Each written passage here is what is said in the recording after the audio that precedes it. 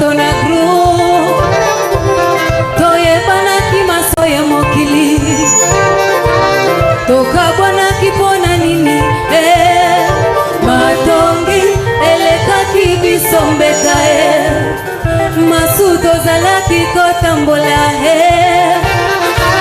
tozalaki misa tona group toye banaki masoya mokili toka bwana kipona nini matongi elekaki bisombeka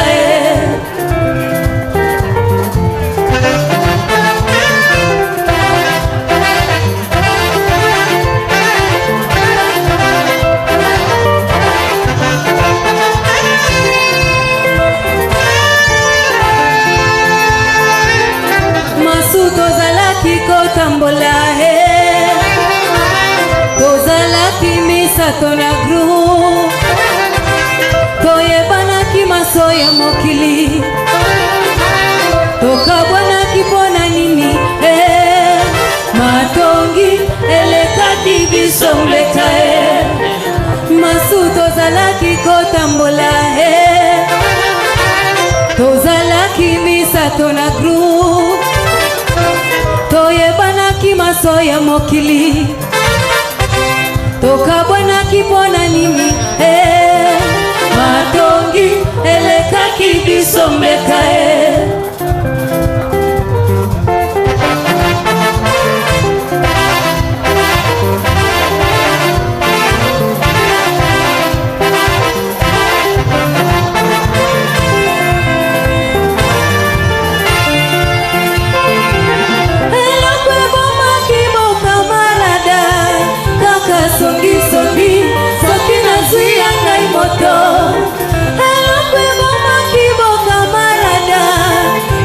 songi songi soki nazuya ngai moto akotuna ngai apesi ngai nindie akotuna ngai abina lambaki nindie akotuna ngai lobina lataki nindie akotuna ngai bulo ya mobali nindie masu talaka moto yokotonga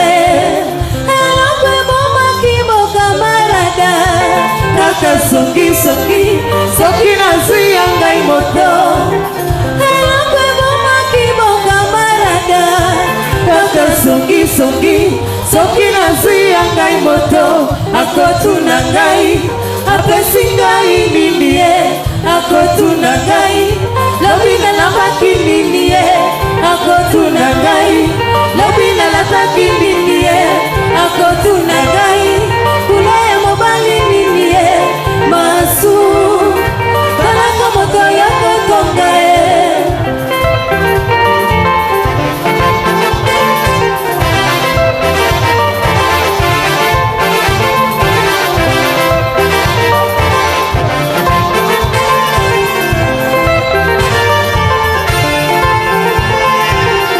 masu tozalaki kotambola na yo oivenjelengande makambo makambo ezanga moto ya mapelo okumbisi nganga mwepa ya mwasi yanga na masu talaka bato yokofinga masu tozalaki kotambola na yo oivenjelengande makambo makambo ezanga moto ya makolo okumbisi nganga mwepa ya mwasi yanga na masu talaka bato yokofinga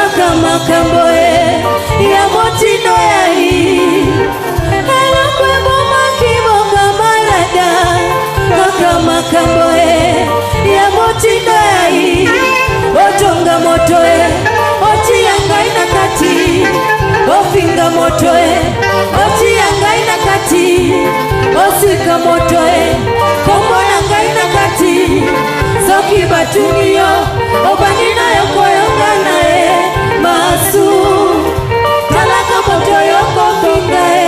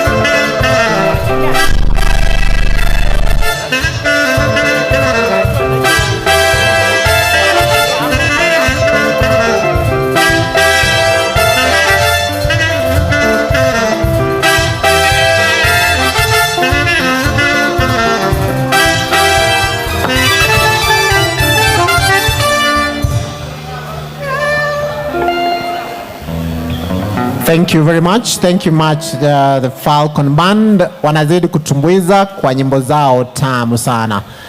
Na pia tunawatarajia kwa ratiba yenyewe watakuwa wanatumbuiza pale.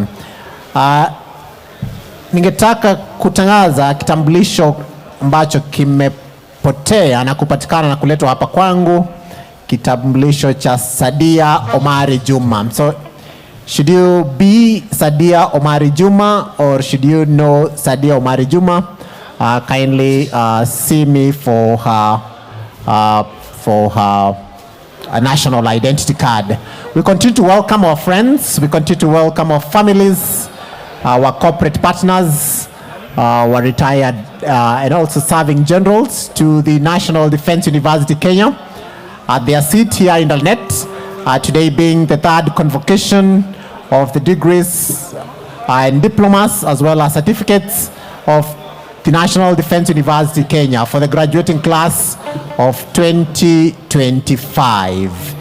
A reminder that we are live on 2 social media handles, that is the YouTube page of the Kenya Defense Forces and also live on the National Defense University Kenya YouTube page.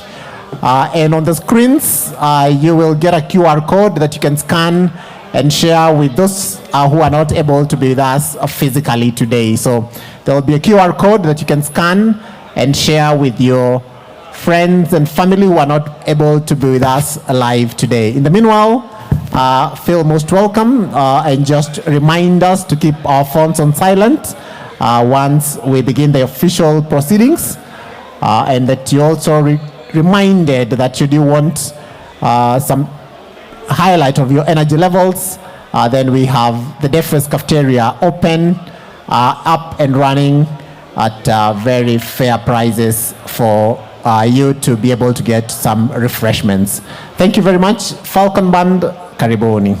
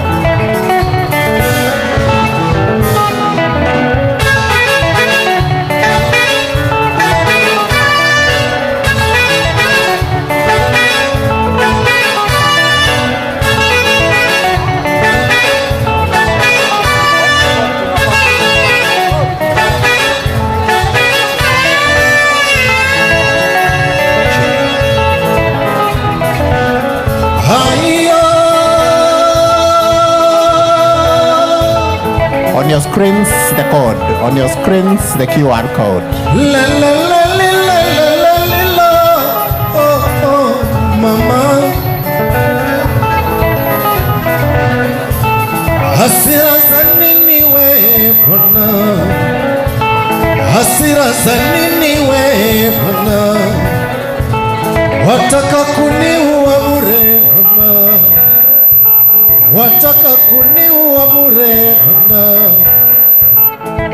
Yule si wako nami si wangu. Chukia nini kati yangu mimi na wewe? Chukia nini kati yangu mimi na wewe? Le le le le le le le le lo. Oh oh mama. Hasira za nini we Bwana? Hasira za nini we baba? Wataka kuniua bure Bwana. Wataka kuniua bure Bwana. Wako hayuko, wangu hayuko. Chukia nini kati yangu mimi na wewe? Chukia nini kati yangu mimi na wewe? Le le le le le le le le lo. Oh oh mama. Hasira za nini we Bwana? Hasira za nini we Bwana? Wataka kuniua bure Bwana. Wataka kuniua bure Bwana. Wewe una wako nyumbani na mimi na wangu nyumbani. Chukia nini kati yangu mimi na wewe? Chukia nini kati yangu mimi na wewe? Nasema sina makosa we Bwana. Sina makosa we Bwana. Haya. Sina makosa we Bwana.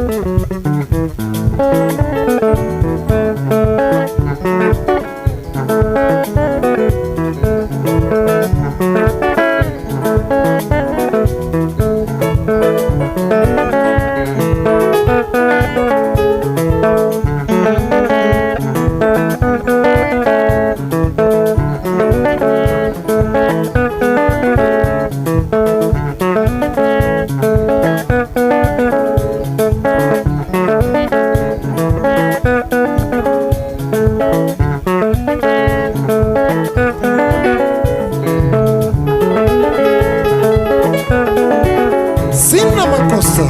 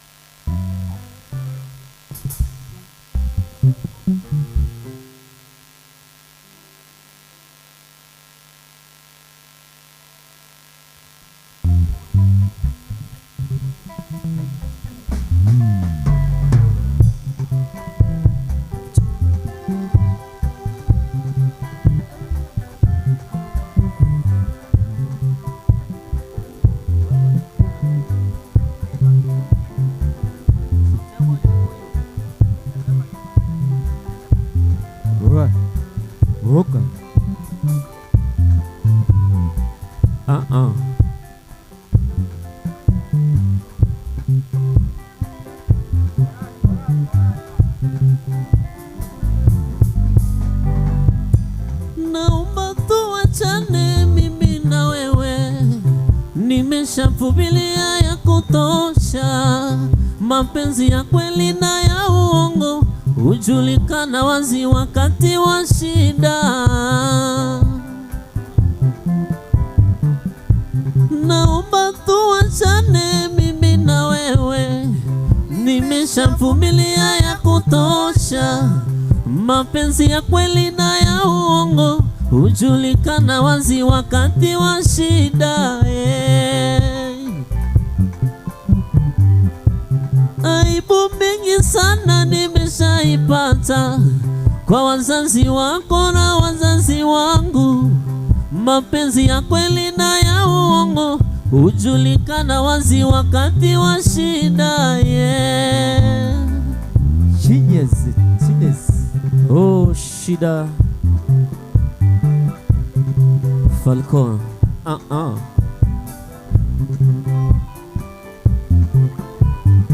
PDG Mondawiro.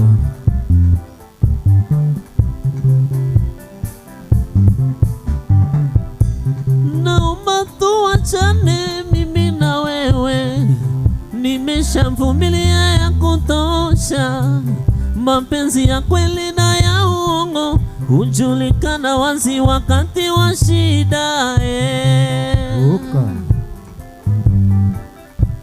Aibu mingi sana nimeshaipata kwa wazazi wako na wazazi wangu. Mapenzi ya kweli na ya uongo hujulikana wazi wakati wa shida. Ukikosa gari itajulikana, mwisho wa wiki itajulikana. Ukikosa fea itajulikana, kuja na kuru itajulikana.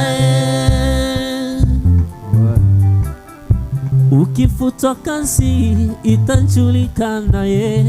Mama siku ya mwisho itajulikana. Ukipita ukipigwa kazi itajulikana. Mwisho wa wiki itajulikana, mapenzi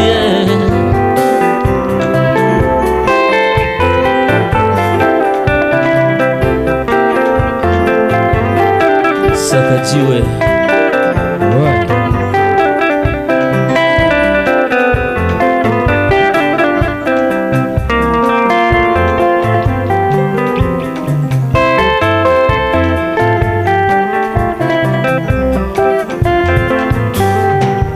Ukienda Nakuru itajulikana,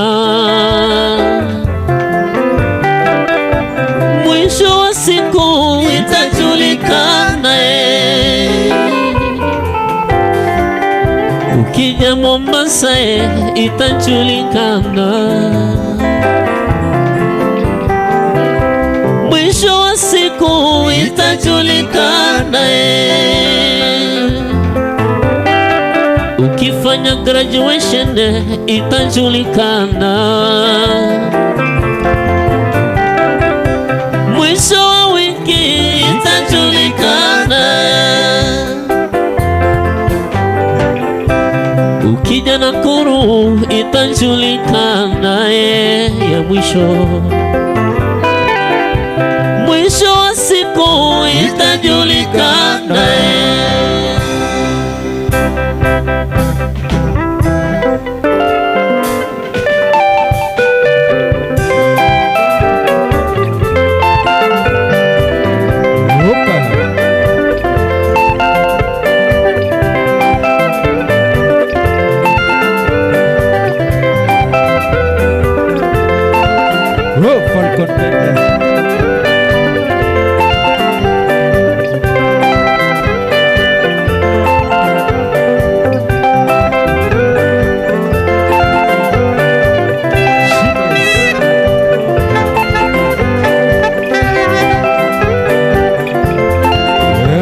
Nationale Chinese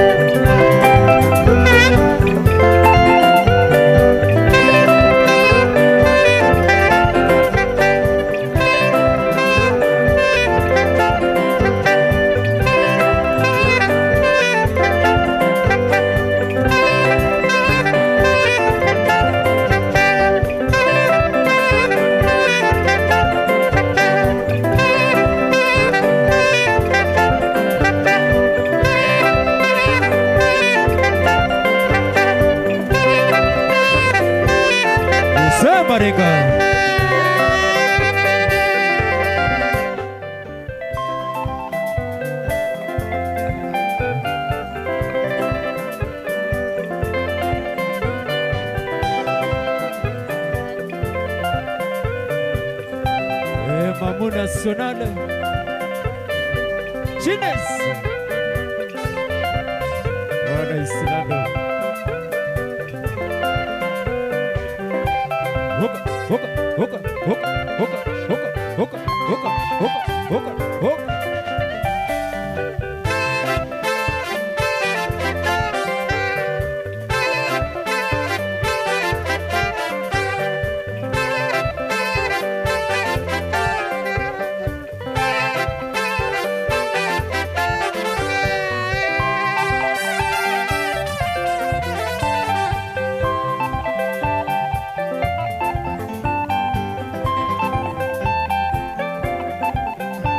Ali.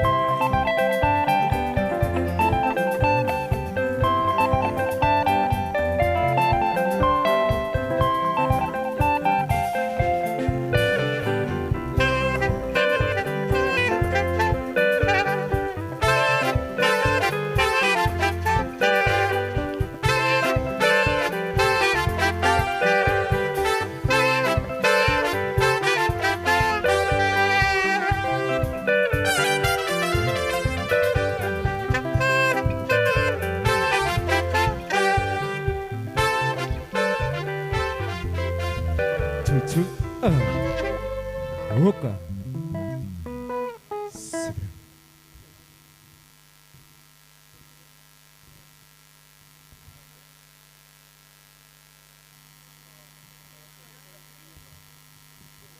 Yokaso. Hapa na sound bendi yako.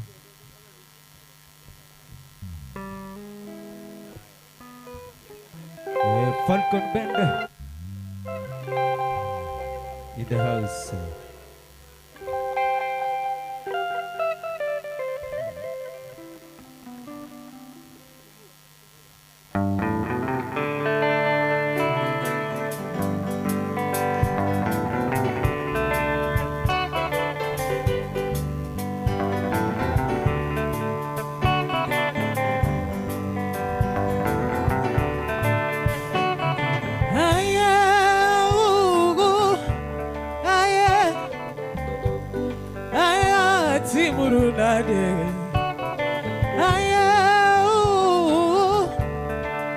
Dongo geno Kisumo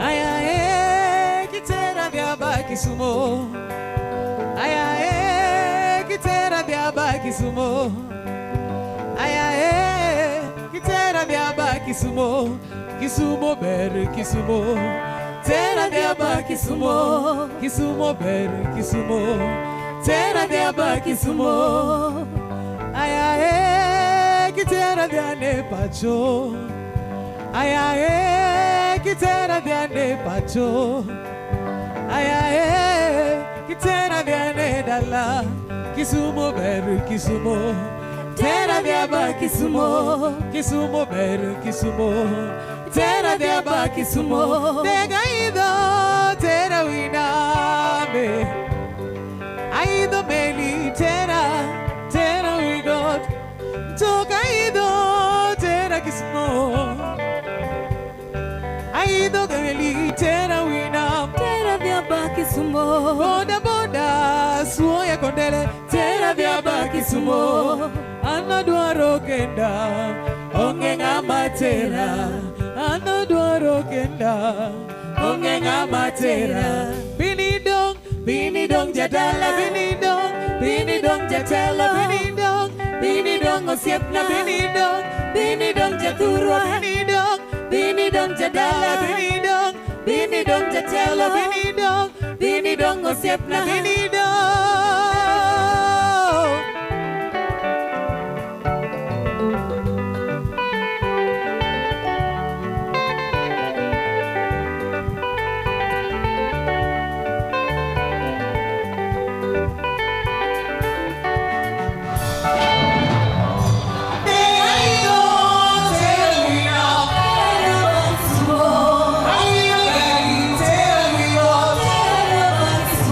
Toda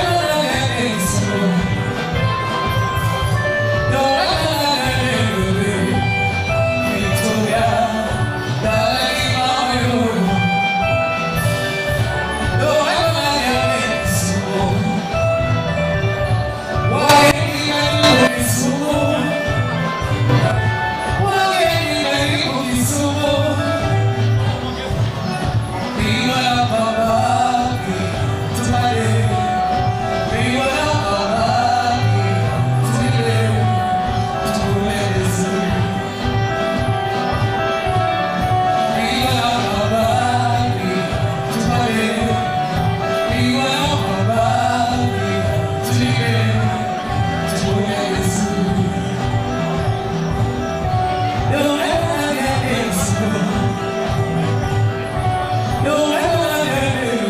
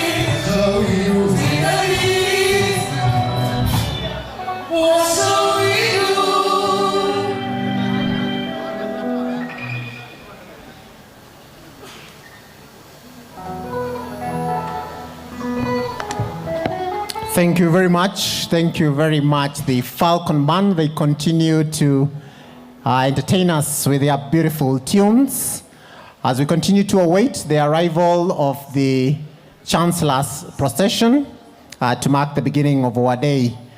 Once the Chancellor's procession arrives at this venue, we will all kindly be requested to be upstanding and to remain so until we have done the three anthems: the national anthem, the East African anthem, and the anthem of the National Defense University, Kenya.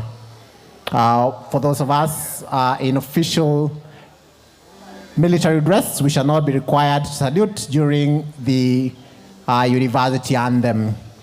Should you be Peter Kimani Nganga, or should you know Peter Kimani Nganga? He's one of our guests today. I just informed him that his national identity card has been picked up and is currently with the team here at the desk. Should you know Peter Kimani Nganga, or should you be Peter Kimani Nganga, kindly collect your national identity card at the desk. We're also reminded that we are live not all our friends and family could be here today, as well as our colleagues, but thankfully, the strategic communications team have ensured that we are live, and that is on the KDF YouTube page. And on your screens shortly, we shall have a QR code running, and you can share that with family and friends. And that is also running on the National Defense University Kenya YouTube page. They've humbly asked that you take a minute, yes, that has come up. You can scan here to watch live. This is the third convocation of the National Defense University Kenya, the graduating class of 2025. And they've asked that you can also take a minute to subscribe and like, and that way you'll be able to continue to follow them during the rest of the academic year. Thank you very much, and we continue to listen to the beautiful tunes of the Falcon Band. Should you have any challenges, our protocol teams identified by the badges are stand by to assist you. And we continue to welcome all our family, friends, colleagues, and graduates from across the world, both from Kenya and also from across all our other friendly nations, and also from the ministries, defense, and agencies of the government of Kenya. Falcon Band.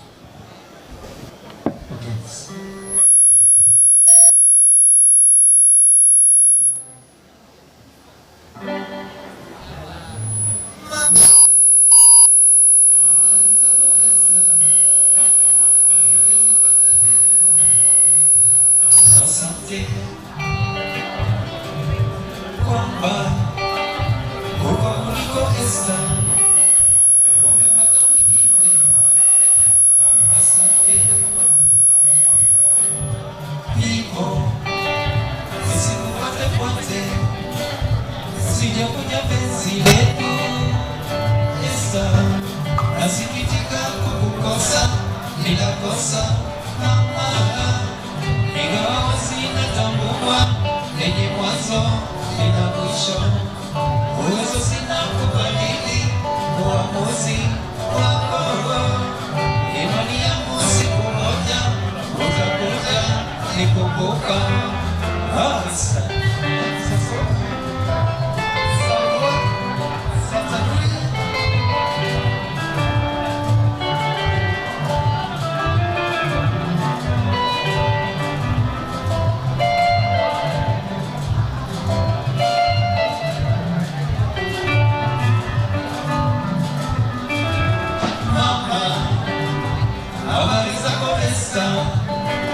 Nimezipata leo, asante kwamba uko uliko Esta, umepata mwingine. Asante hivyo nisikupate pote, nisijakuja penzi lako Esta, nasikitika kukukosa, ninakosa mama.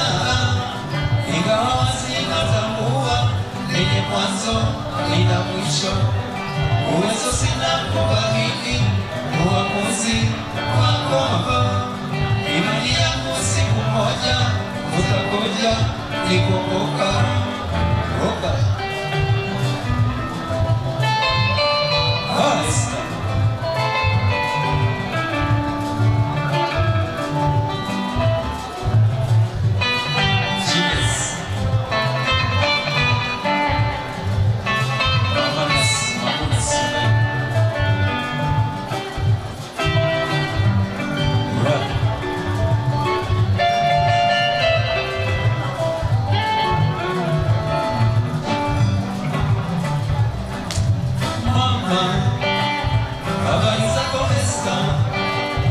Nimezipata leo, asante kwamba uko uliko Esta, umepata mwingine. Asante hivyo nisikupate pote, nisijakuja penzi lako Esta, nasikitika makosa mama, ingawa zinatambua lenye mwanzo ila mwisho, uwezo sina kubadili uamuzi wako. Imani yangu siku moja utakuja nikukumbuka.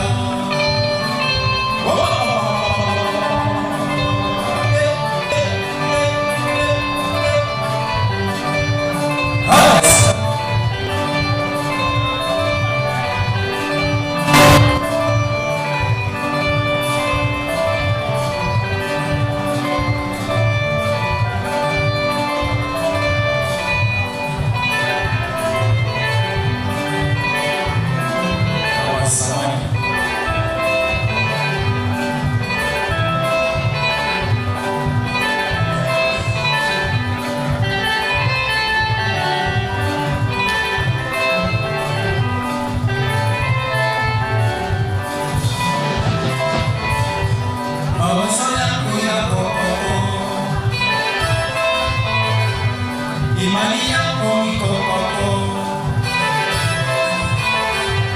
mapenzi yako yako kwako, furaha yako wanawe,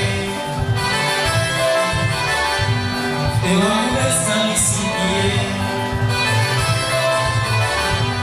fikiri tena mambo hayo, mawazo yako yako kwako, mapenzi yako yako kwako, imani yako iko kwako, furaha yako wanawe, ewa uweza nisikie, fikiri tena mambo hayo.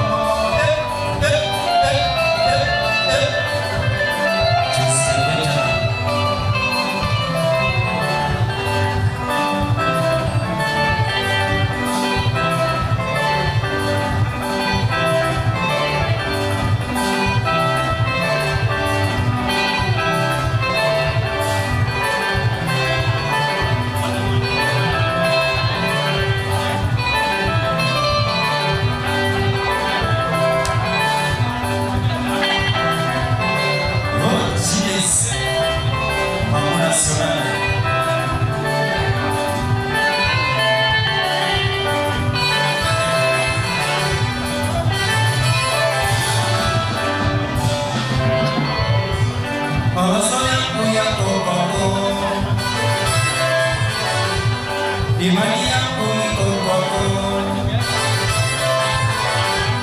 mapenzi yako yako kwako, ewa uweza nisikie, fikiri tena mambo hayo.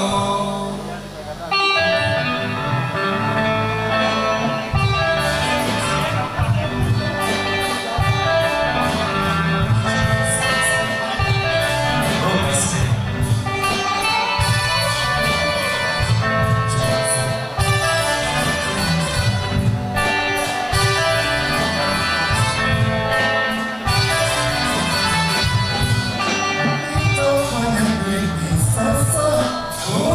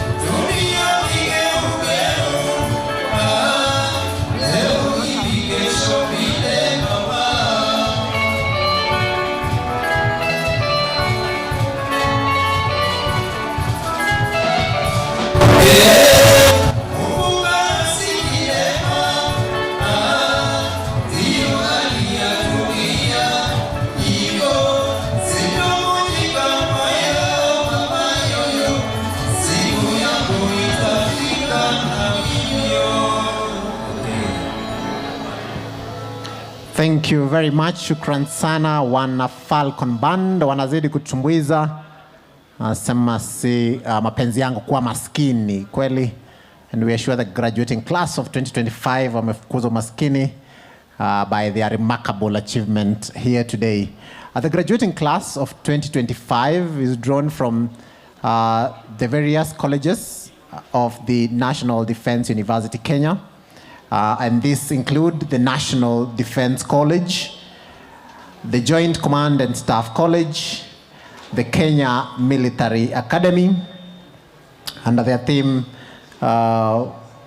Uongozi Thabiti, the motto of the National Defense College being Maarifa, Busara na Uzalendo, and that of the Joint Command and Staff College being Uongozi kwa Ujuzi. They also drawn from the Defense Forces Technical College, who have their motto, Nurturing Excellence, and from the International Peace Support Training Center, Kenya, under their motto, Towards Global Peace and Stability.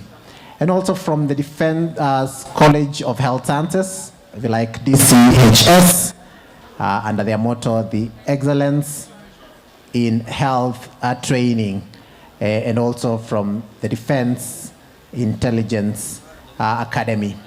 We also have graduates today from many countries, and in no particular order, from Burkina Faso, from the Federal Republic of Nepal, from the Federal Republic of Ethiopia, from the Federal Republic of Nigeria, from the Federal Republic of Somalia, from the republics of Mozambique, Namibia, Burundi, India, Malawi, Sierra Leone, Uganda, Zambia, Rwanda, South Africa, South Sudan, the United Republic of Tanzania, and from here at home in Kenya. In Kenya, being drawn from various ministries, defense, and agencies who continue to train at the various colleges of the National Defense University of Kenya.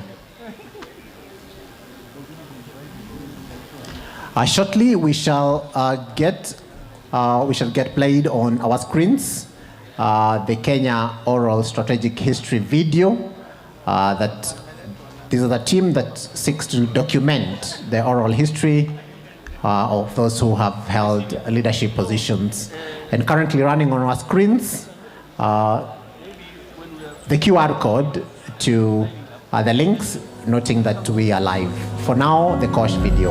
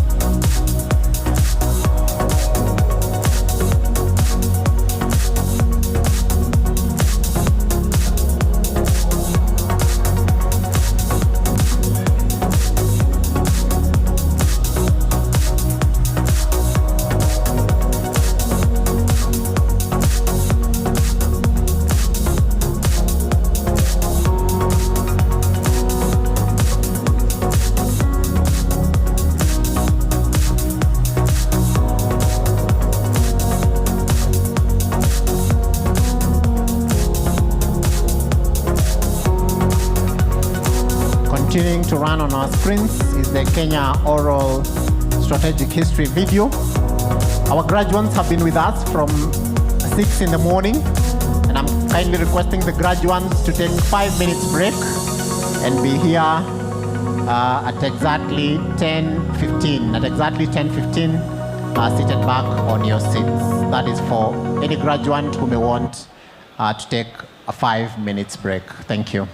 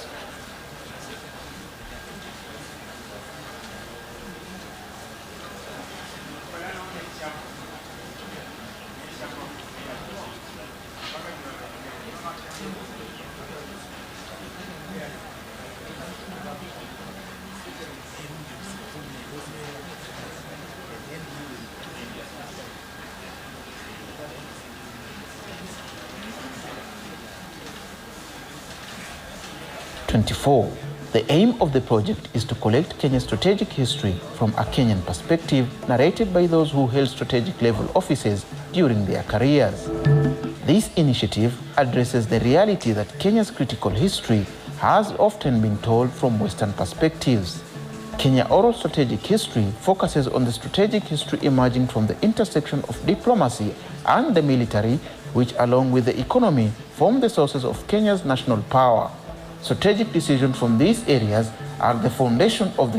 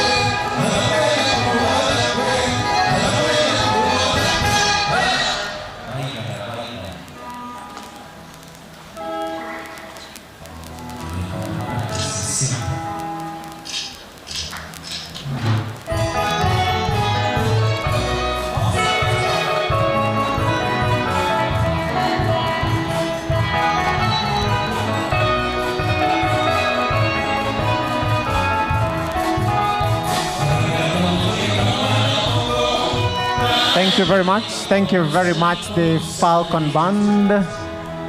Yes, we acknowledge the arrival of our chief guest, who is also the Chancellor, His Excellency, the Commander-in-Chief of the Kenya Defence Forces. And shortly he shall inspect the parade before joining the academic procession. We will be able to follow these proceedings on our screens.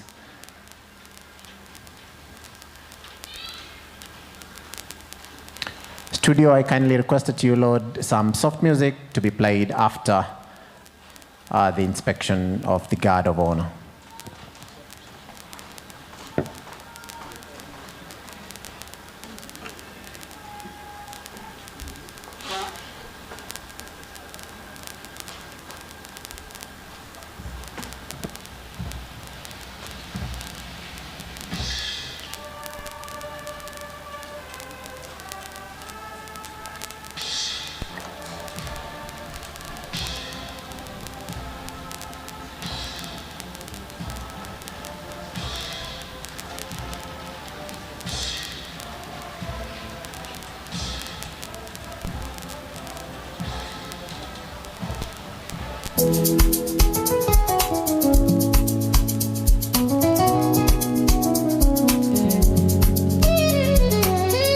Studio hold, studio.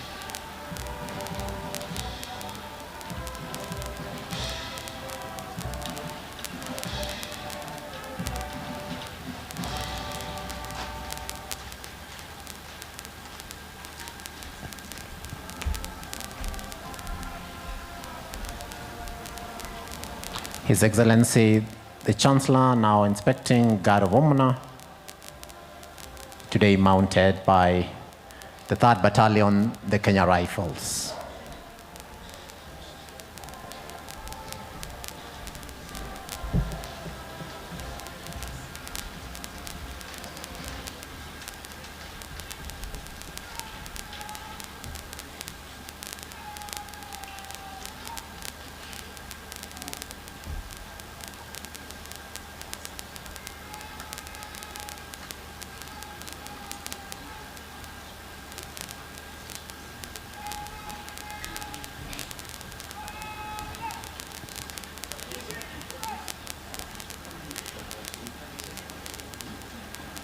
Having inspected the Guard of Honor, His Excellency the Chancellor proceeds to shake hands with some of the distinguished guests here present today. He shall then proceed to sign the visitor's book at the seat of the National Defence University, Kenya. And thereafter will be part of the gowning session, to gown being academic regalia. And the Chancellor's procession will then join us at this venue for this very important event, the 3rd Convocation of the National Defence University, Kenya, this being the graduating class of 2025. As studio, you can now treat us to the soft music as we await the Chancellor's movement to the seat of the university, where he will sign the visitor's book, and thereafter join the gowning session before joining us at this venue in the academic procession, that is the Chancellor's procession. Studio.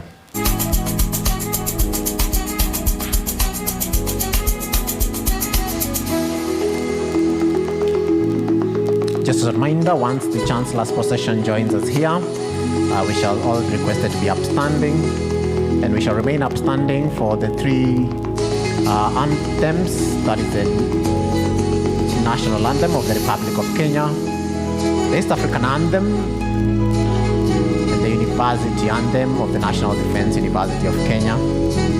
Kind reminder that there is no obligation to salute for the university anthem, but those in military headdress shall be required to salute for the anthems, the first anthem, the Republic of Kenya anthem, and the East African anthem. Thank you very much.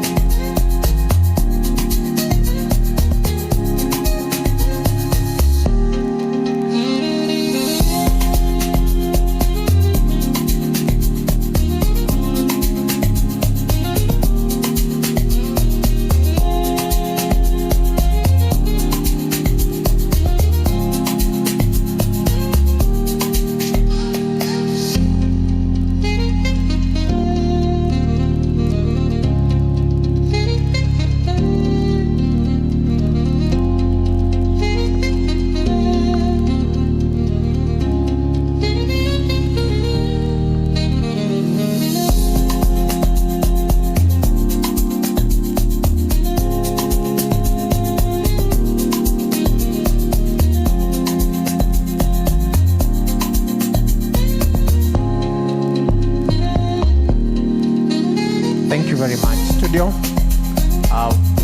The Chancellor has now proceeded for a short briefing and then the gowning session before joining us at this venue. Just highlights on the National Defense University, Kenya. Shortly, we shall watch a short documentary on the university, but just matters highlight that the university is constituted of various colleges, the senior most being the National Defense College, and its motto, Maarifa, Busara na Uzalendo. We then have the Joint Command and Staff College, formerly known as DSC, and the motto is Uongozi kwa Ujuzi.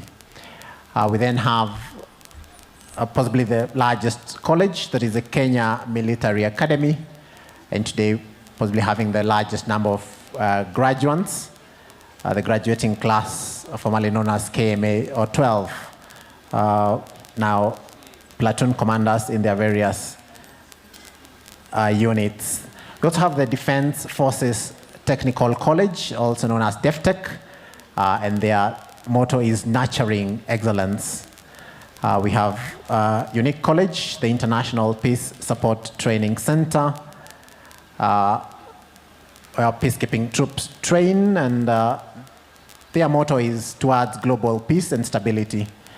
We also have the Defense College of Health Sciences, who today have the honor of entertaining us with one of their numbers. They not only treat, they also sing, and today they'll entertain us with one of their songs. And finally, we have the Defense Intelligence Academy.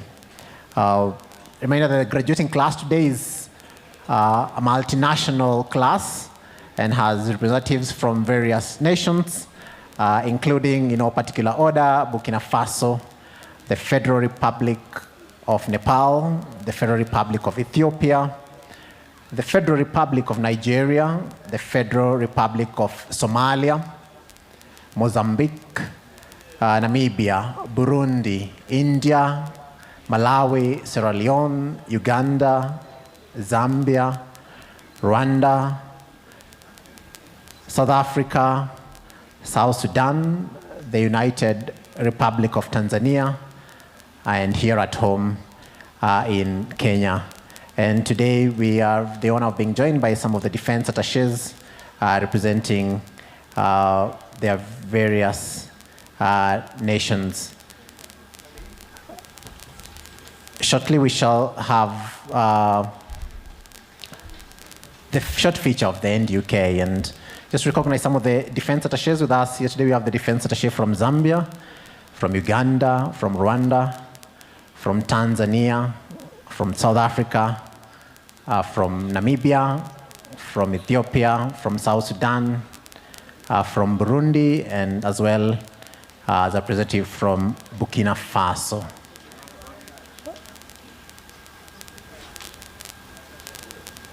A short announcement in terms of housekeeping. The Joint Command and Staff College graduates are kindly requested to remain behind after we are done with the Chancellor's recession for a short photo here at the front of the stage. A short announcement from the Joint Command and Staff College. So after the Chancellor's recession, all the graduates from the Joint Command and Staff College will be requested to stand by for a commemorative picture here at the front of the podium. Thank you very much. For now, I request studio to play for us that short documentary from the National Defense University, Kenya. We're reminded that should you require any medical attention, to the right or to my right and to the left of the graduates, we have a medical aid post, and the team is standing by to assist should that be required. We also have welfare cafeteria running, should you feel that your energy levels have gone low. And also we have washrooms to the far left of this main podium. And to keep the sanctity and dignity of the ceremony, we shall kindly request that we have all our phones on silent during the main event. And also To ensure that the pictures we take in the spirit of the wild wind, we shall hear some research from the university on social media. So the pictures you take, just ensure that they remain security conscious and do not expose in any way our forces or compromise our teams or the institution. Thank you very much. Studio, kindly play for us the short documentary on the National Defense University, Kenya.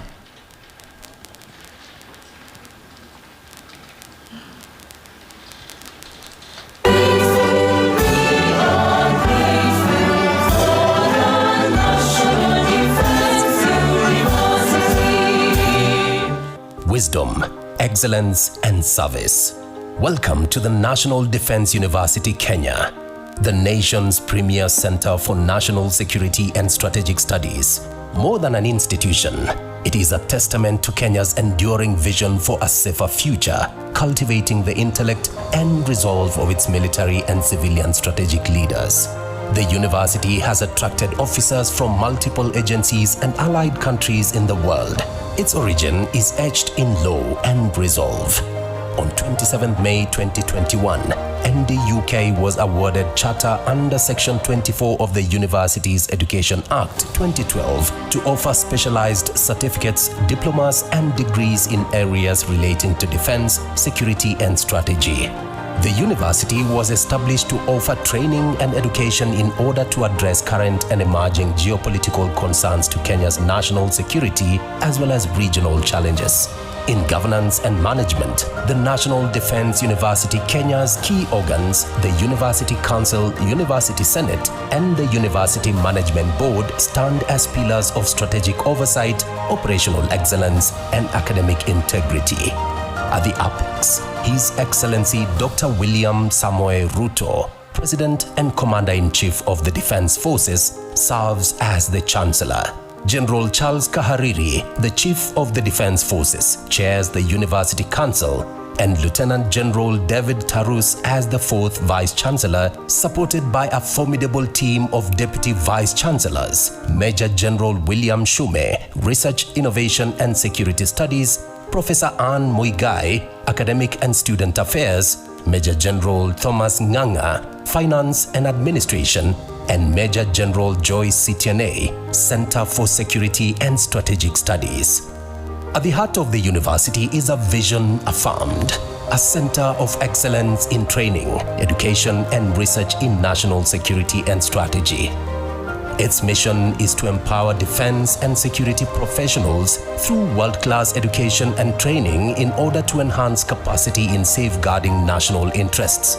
Its mandate is to be a specialized institution of strategic national importance to offer education, training, as well as research in defense, security, and strategy. ND-UK strives to expand the existing capacities and partnerships to enhance service delivery, providing the nation with a vessel to shape policy and strategy-making discourse within the region and in the global arena. From this foundation, ND-UK unites 7 colleges, each a pillar of specialized excellence: the National Defense College, Joint Command and Staff College, Kenya Military Academy, International Peace Support Training Center, Defense Forces Technical College, Defense College of Health Sciences, and Defense Intelligence Academy. As a mark of the university's rapid growth, the National Defense University Kenya rolled out 31 academic programs cutting across PhDs, Masters, Bachelors, Postgraduate Diploma and Diplomas, and is planning to roll out more programs. The following academic programs are offered at the colleges. At the NDC, PhD and Master of Arts in National Security and Strategy, Diploma and Postgraduate Diploma in National Security and Strategy. JCSC, Master of Arts, Postgraduate Diploma and Diploma in Defense and Strategic Studies. KMA, Bachelor of Science in Defense and Security Studies. IPSTC, PhD and Master of Arts in Crisis Response and Disaster Management, Master of Arts in Gender and Peace Support Studies. DEFTEC, 12 Technical Diploma Programs. DCEHS, Bachelor of Science in Nursing with Military Health, 3 Higher Diploma Programs and 1 Diploma Program. The following academic programs will be rolled out soon. DIA, Master of Arts in Military Intelligence, Master of Science in Defense Intelligence. DefTech, Master of Science in Information Technology for Defense Sciences, Master of Science in Weapon Engineering, Master of Science in Aeronautical Engineering. In collaboration with KESRA, NDUK offers a master's degree in tax forensics and national security. The university also offers short courses for national impact by training members of the Executive Office of the President, Kenya Medical and Practitioners Board, Ministry of Health, and Kenya Revenue Authority. And internationally, Africa Center for Strategic Studies, Netherlands Defense Academy, University of Namibia, National Institute for Security Studies, Nigeria, University of Nicosia, Africa, Republic of South Korea, among others. The university's Chancellor, His Excellency Dr. William Ruto, President of the Republic of Kenya and Commander-in-Chief of the Defense Forces, has emphasized that the university is instrumental in strengthening Kenya's capacity to contribute to national security and social and economic development.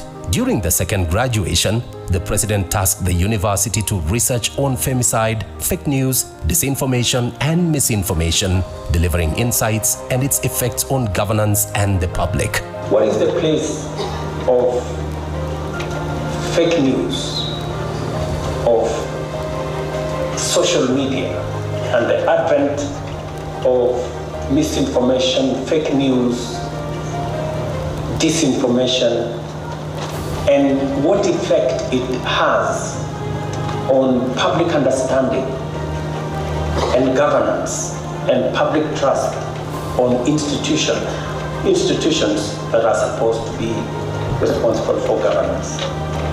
The university is pleased to confirm that the task has been completed and is ready for submission. In just 4 years, NDUK has turned a bold vision into unstoppable momentum. This third ceremony marks a 233% increase in graduates from the first cohort as 556 graduates graduate today. They are officers from the Kenya Defense Forces, senior civil servants from ministries, departments and agencies, and military officers from the following allied countries: Botswana, Burkina Faso, Burundi, Egypt, Ethiopia, India, Malawi, Mozambique, Namibia, Nepal, Nigeria, Rwanda, Sierra Leone, Somalia, South Africa, South Sudan, Uganda, United Republic of Tanzania, and Zambia. Today, the graduates embark on a new chapter, armed with the knowledge and skills gained at NDUK. They are ready to face the challenges of the modern security threats, to technological advancements, and provide solutions to national security and strategy matters. Recently, the university hosted an international conference on psychology in collaboration with the Kenya Guidance, Counseling and Psychological Association. Attendees from various institutions globally convened both physically and virtually. The conference reinforced the university's commitment to collaborations and the free exchange of knowledge with global counterparts. The university also publishes a biannual peer-reviewed journal titled National Security, Journal of the National Defense University, Kenya, which is now in its 4th edition. In corporate social responsibility, the university has engaged in initiatives including environmental conservation through tree planting, grading of roads, medical camps, cleaning exercises, and most recently, a golf tournament at the Nakuru Golf Club. Further, the university excelled at the Nairobi International Trade Fair, showcasing its commitment to education, community development, sustainability, and social impact. As the class of 2025 steps forward, they are a product of resilience, responsive governance, and an agile team that embodies the core values of the National Defense University, Kenya. NDUK continues to serve as a hub that prepares leaders to anticipate, adapt, and innovate, ensuring an essential link between policy and action, where critical challenges from regional conflicts to global terrorism are dissected, understood, and met with innovative solutions.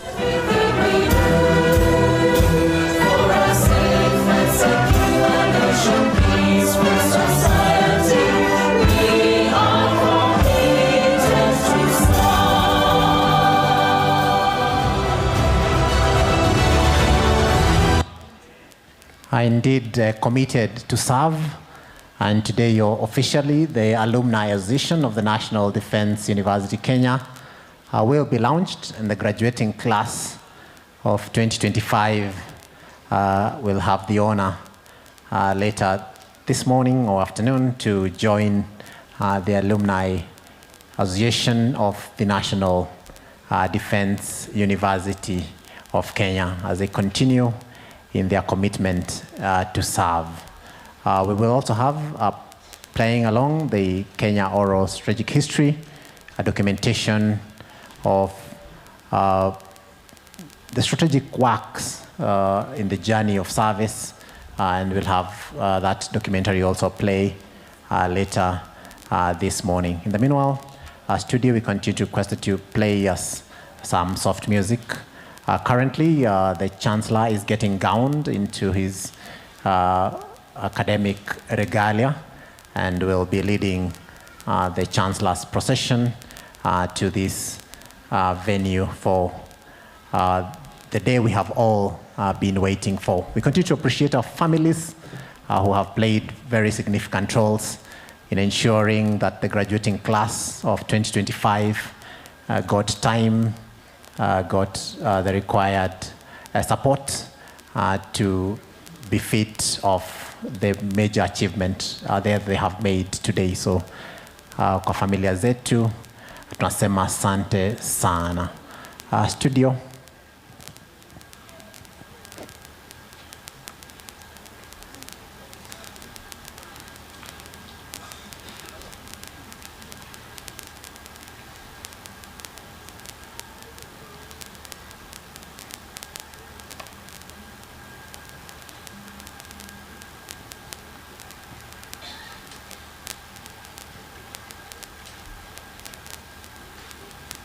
The studio continues to prepare some tunes to entertain us as we continue to await the Chancellor's procession to this venue.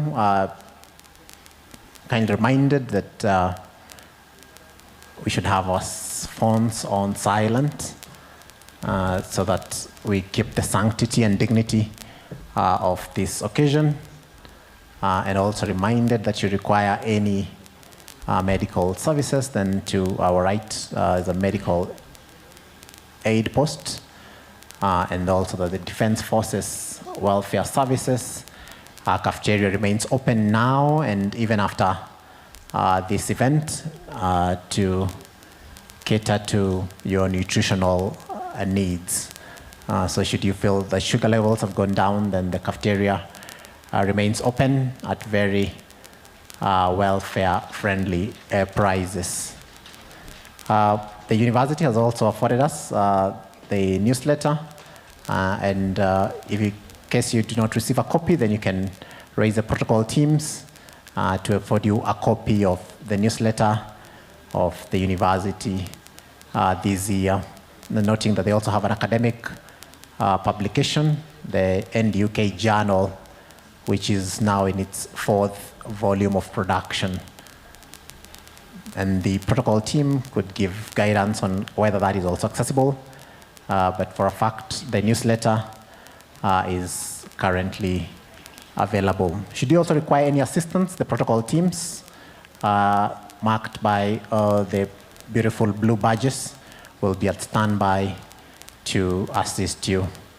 And we continue to sema asante sana. Thank you very much for joining the graduating class of 2025 to mark this beautiful day that is a culmination of many days of effort in the libraries, in the fields, as they sought to do what it appertains to be able to be given the powers to read. Some of them getting additional powers, having graduated several times before, just adding to the powers they've been given, not only to read, but in the spirit of the National Defense University, powers to continue to serve.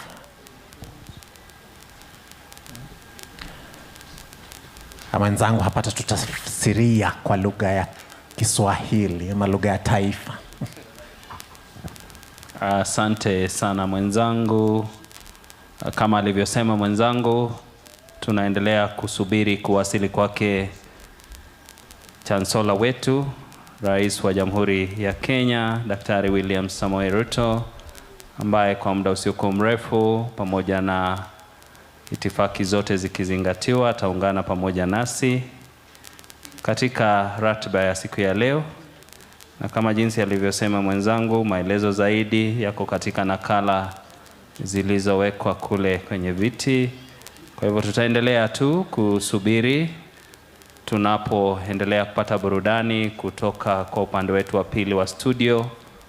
Kwa muda usiokuwa mrefu, msafara wa Rais wetu wa Jamhuri ya Kenya wakiandamana pamoja na viongozi wengine wa tabaka mbalimbali wataungana pamoja nasi kwenye ukumbi huu tunapojipanga kwa hafla rasmi ya siku ya leo. Atakapofika hapa, tutaweza kuelekezwa jinsi tutakavyoendelea na ratiba ya siku ya leo hadi tamati. Hapo baadaye tutaombwa kubaki hapa tukiwa tumesubiri msafara kuweza kuondoka baada ya kukamilisha shughuli yetu ya siku ya leo. Kwa sasa niombe upande wetu wa pili wa studio, tafadhali tuweze kupata burudani tunaposubiri kuwasili kwa msafara wetu. DJ, tafadhali tupe.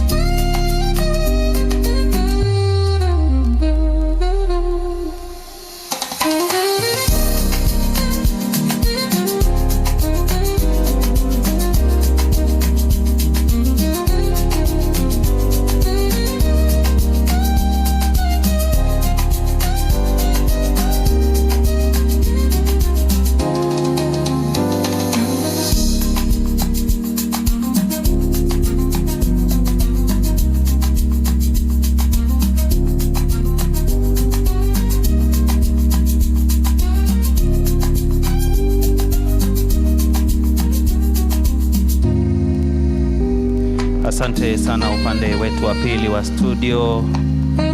Tunapoendelea na ratiba ya burudani asubuhi ya leo, tunaposubiri kuanza rasmi sherehe zetu za siku ya leo, niombe tafadhali wale ambao tunaweza kuingia kwenye simu zetu katika page ya National Defense University of Kenya. We have a link that tunaomba tafadhali kama tunaweza kuingia kwenye simu zetu. We have a link for the National Defense University Kenya page in our Facebooks, in our social medias.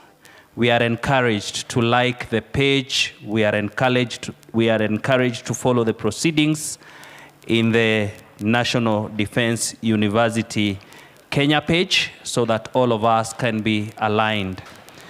In case you have lost an item, keys, kindly after the function, you can proceed to our reception area. The key has been put there just in case you lost your keys. You will find them at the reception area. In the meantime, we request that we all like the page. We go to our phones on our social media, like the National Defense University, follow suit for us to be able to follow the proceedings of the day. Thank you so much. DJ, we continue with the renditions this morning. Thank you.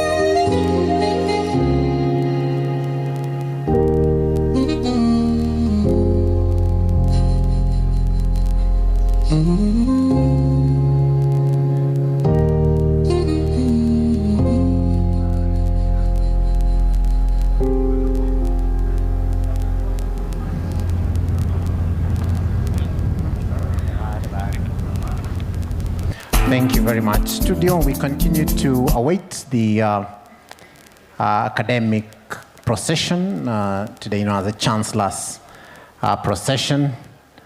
I was looking through the books of academia and realized that the procession has its origins in old Europe. And they say that the robes and the hoods worn were in those days to keep the scholars warm in cold Europe. Today is by no means a cold day, but they continue to mark history. And this will be led by the mess, the university mess. This was historically a weapon, but today it is not a weapon.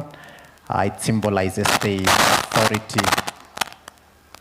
of the institution. Studio. The authority of the institution, today being the National Defense University, Kenya, to confer degrees. And once this congregation is duly constituted, then the mess shall be placed at the very head of, or the very front of the podium.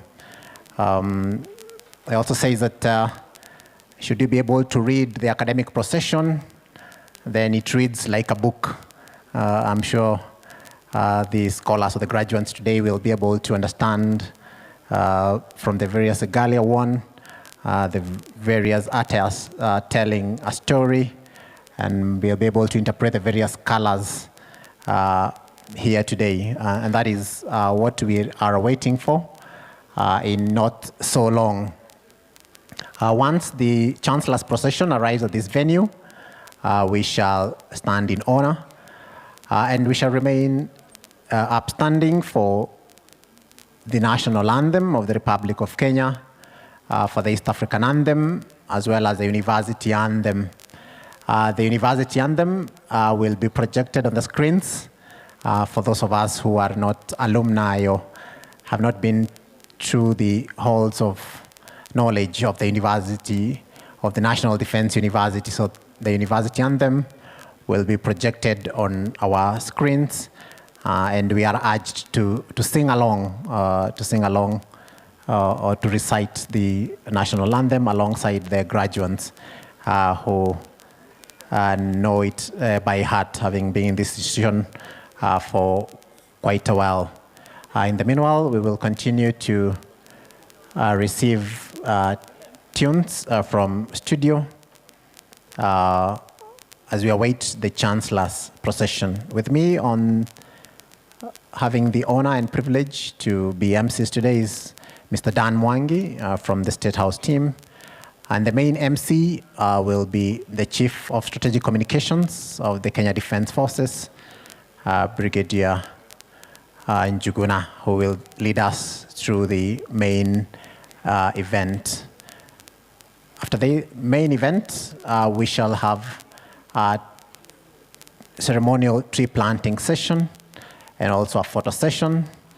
And we shall also have a lunch. Those with official invitation cards for lunch will be asked to proceed to the officers' mess. And for the rest of us, the Deaf West cafeteria will be open for lunch. The Deaf West cafeteria will be open for lunch, and the protocol teams remain at standby to guide us. Just as a reminder, should you have misplaced or lost your car key, then you can see me for guidance on the same, so that you're able to drive back home after this important event. For now, we continue to await the Chancellor's procession as we listen to the soft music projected by the studio.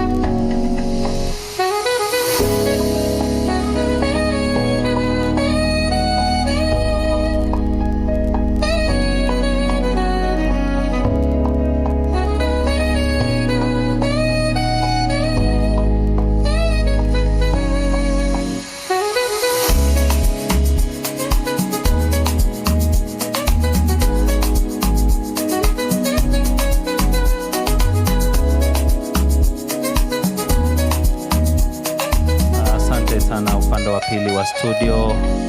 Kama alivyoelekeza mwenzangu, tuwe tayari sasa kukaribisha msafara wa Chancellor wetu ambao ni msafara wa wataalam, wataungana pamoja nasi kwa muda usiokuwa mrefu. Na kama vile alivyoeleza, tunaomba tafadhali wakati wa wimbo wa taifa pamoja na ule wimbo wa Afrika Mashariki, tunaomba tafadhali kuhusika katika uimbaji. Ukitazama pia katika nakala zetu, nyimbo za taifa, wimbo wa taifa pamoja na wimbo wa Afrika Mashariki utaweza kuendelea. Tafadhali nitaomba kwa heshima sote tuweze kuhusika kwa uimbaji wakati bendi itakapokuwa inatuongoza. Kwa muda usiokuwa mrefu sasa, msafara wa Chancellor wetu unaenda kuungana pamoja nasi kwenye ukumbi huu. Watakapofika tutaomba sote tuweze kusimama, tuweze kumkaribisha Chancellor wetu ambaye ni Rais wa Jamhuri ya Kenya. DJ, tutaendelea tu tunaposubiri kwa muda usiokuwa mrefu. Asante.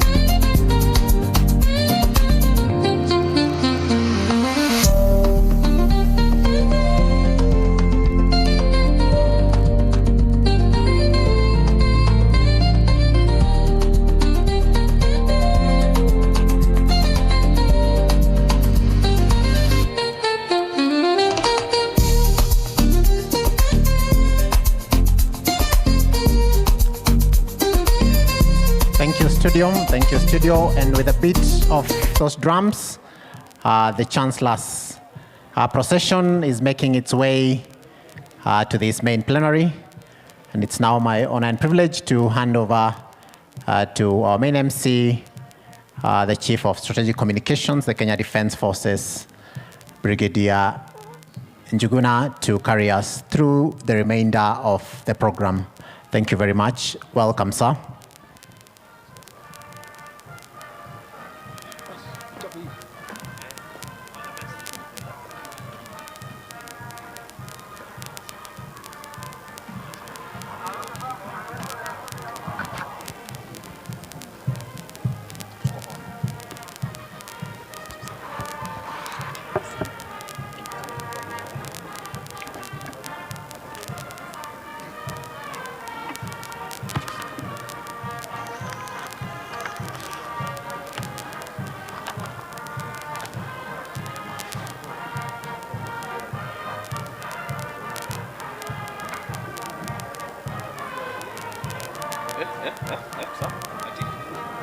Wanakaribia pande, sina maneno sahihi.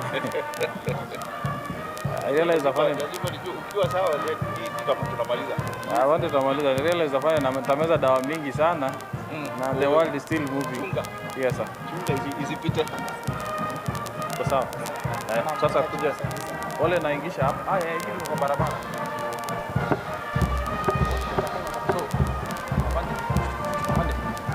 I'm requesting hizi chini hapa hapa.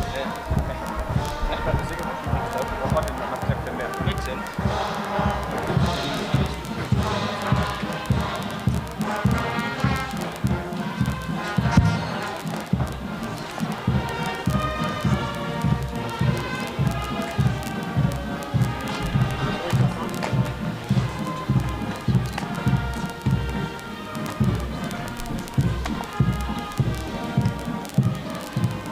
I humbly request that we all rise to receive the Chancellor's procession.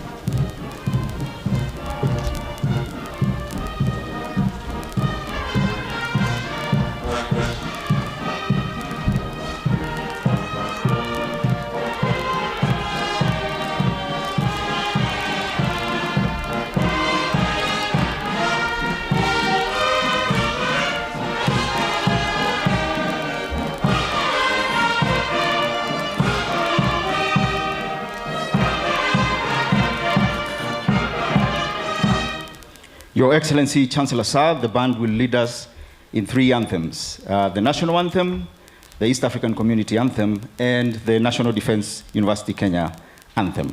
During the playing of the National Defense University Kenya Anthem, those wearing headdress will not be required to salute.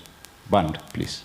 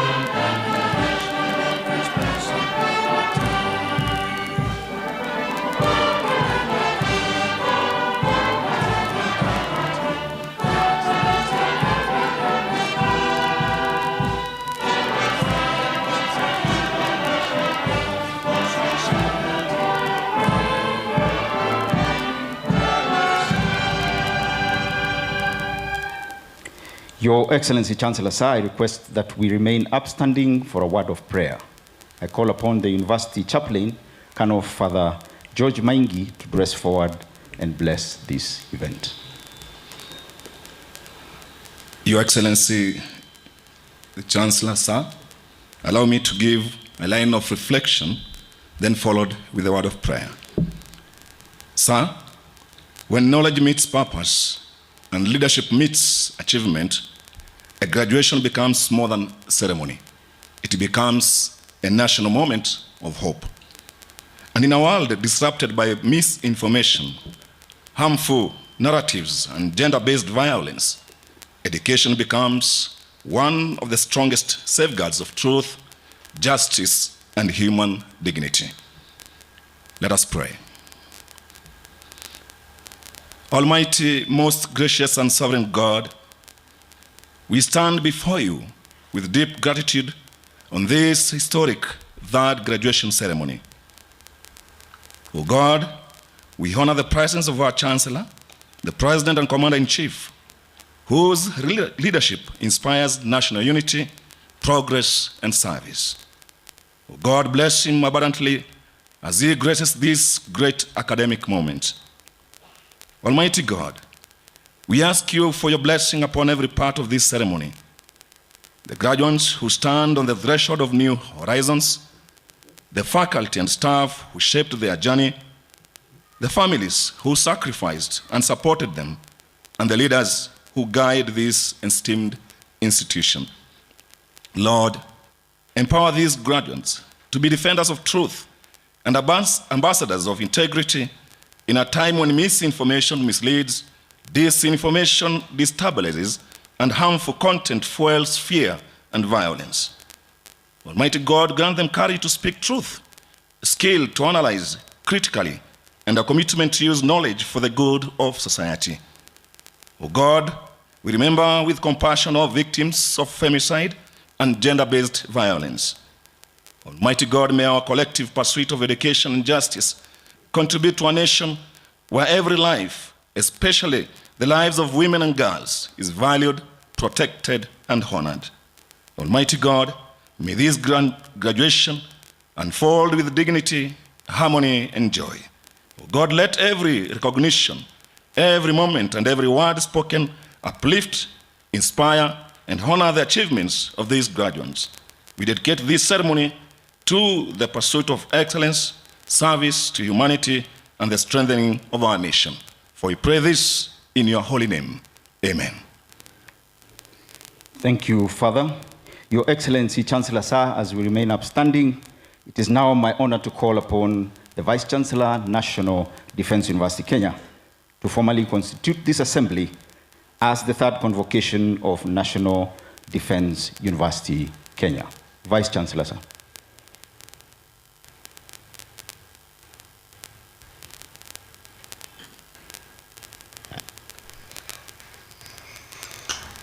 Your Excellency, Chancellor Sir, acting on the powers conferred by Section 39(2) A and B of the Universities Act, Chapter 210 of the Laws of Kenya, Paragraph 25, 1 and 2 of the National Defense University Kenya, Charter 2021, and Statute 60 of the University Statutes, I hereby constitute this assembly as the third convocation of the National Defense University, Kenya. Thank you, sir. Your Excellency, Chancellor Sir, we may take our seats.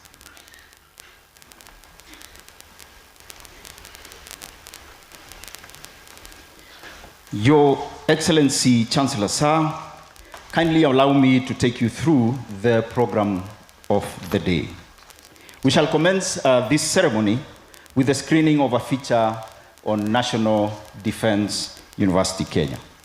This will be followed by a period of entertainment, starting with the Defense College of Health Sciences group performing to the song Mungu Yu Mwema by Safari Voices International. This will be followed by Kenya Air Force Falcon Band playing the song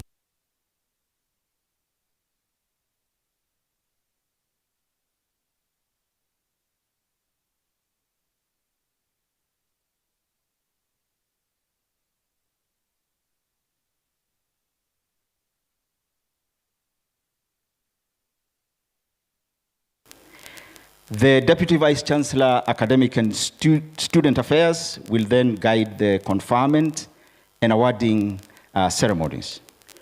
During this time, we shall from time to time request this gathering to give an applause to those recognized for excellent performance. The Vice Chancellor will then lead in the launch of the National Defense University Kenya Alumni Association, after which the Registrar Academic Affairs will administer the alumni pledge to the graduating class. The Vice Chancellor will thereafter lead in the next session of presentation of research reports and launch of the Kenya Oral Strategic History foundational publications. This will be followed by a period of speeches. After speeches, the band will close this session by playing the national anthem. The Chancellor's recessional will then depart this venue led by the mace bearer and escorts to the mace. This will be followed by a photo session in front of the college fountain for Your Excellency Chancellor Sir with the following.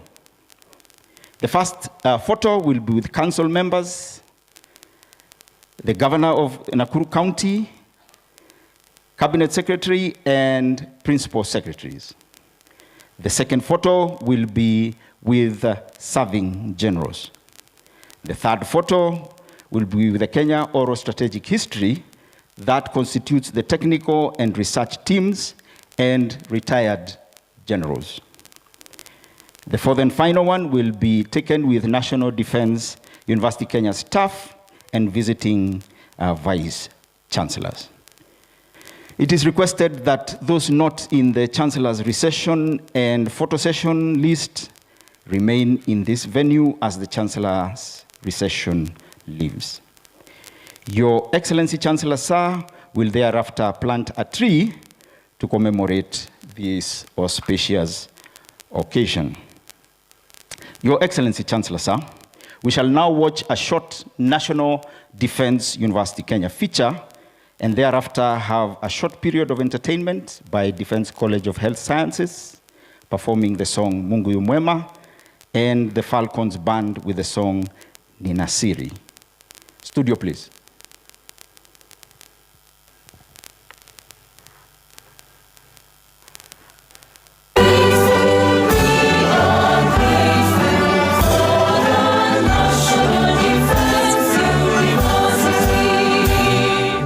Wisdom, excellence, and service. Welcome to the National Defense University Kenya, the nation's premier center for national security and strategic studies. More than an institution, it is a testament to Kenya's enduring vision for a safer future, cultivating the intellect and resolve of its military and civilian strategic leaders. The university has attracted officers from multiple agencies and allied countries in the world. Its origin is etched in law and resolve. On 27 May 2021, ND UK was awarded charter under Section 24 of the Universities Education Act 2012 to offer specialized certificates, diplomas, and degrees in areas relating to defense, security, and strategy.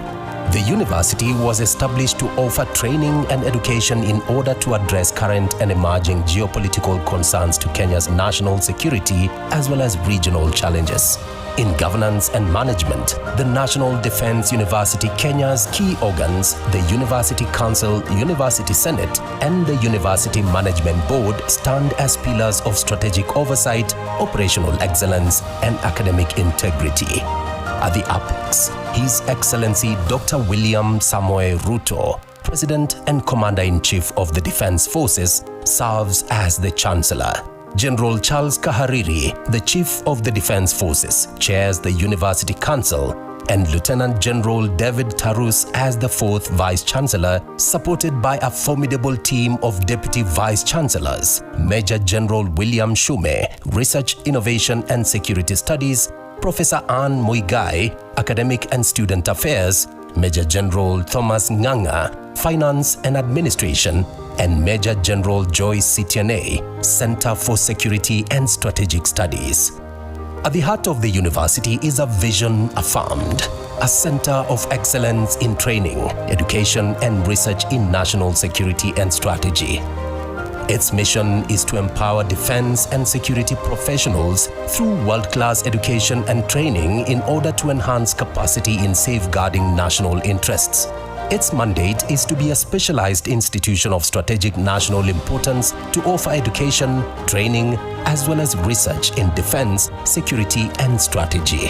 NDUK strives to expand the existing capacities and partnerships to enhance service delivery, providing the nation with a vessel to shape policy and strategy-making discourse within the region and in the global arena. From this foundation, NDUK unites 7 colleges, each a pillar of specialized excellence: the National Defense College, Joint Command and Staff College, Kenya Military Academy, International Peace Support Training Center, Defense Forces Technical College, Defense College of Health Sciences, and Defense Intelligence Academy. As a mark of the university's rapid growth, the National Defense University Kenya rolled out 31 academic programs cutting across PhDs, Masters, Bachelors, Postgraduate Diploma and Diplomas, and is planning to roll out more programs.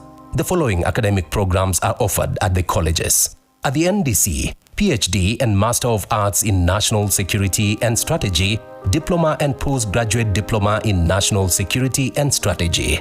JCSC, Master of Arts, Postgraduate Diploma and Diploma in Defense and Strategic Studies. KMA, Bachelor of Science in Defense and Security Studies. IPSTC, PhD and Master of Arts in Crisis Response and Disaster Management, Master of Arts in Gender and Peace Support Studies. DEFTEC, 12 Technical Diploma Programs.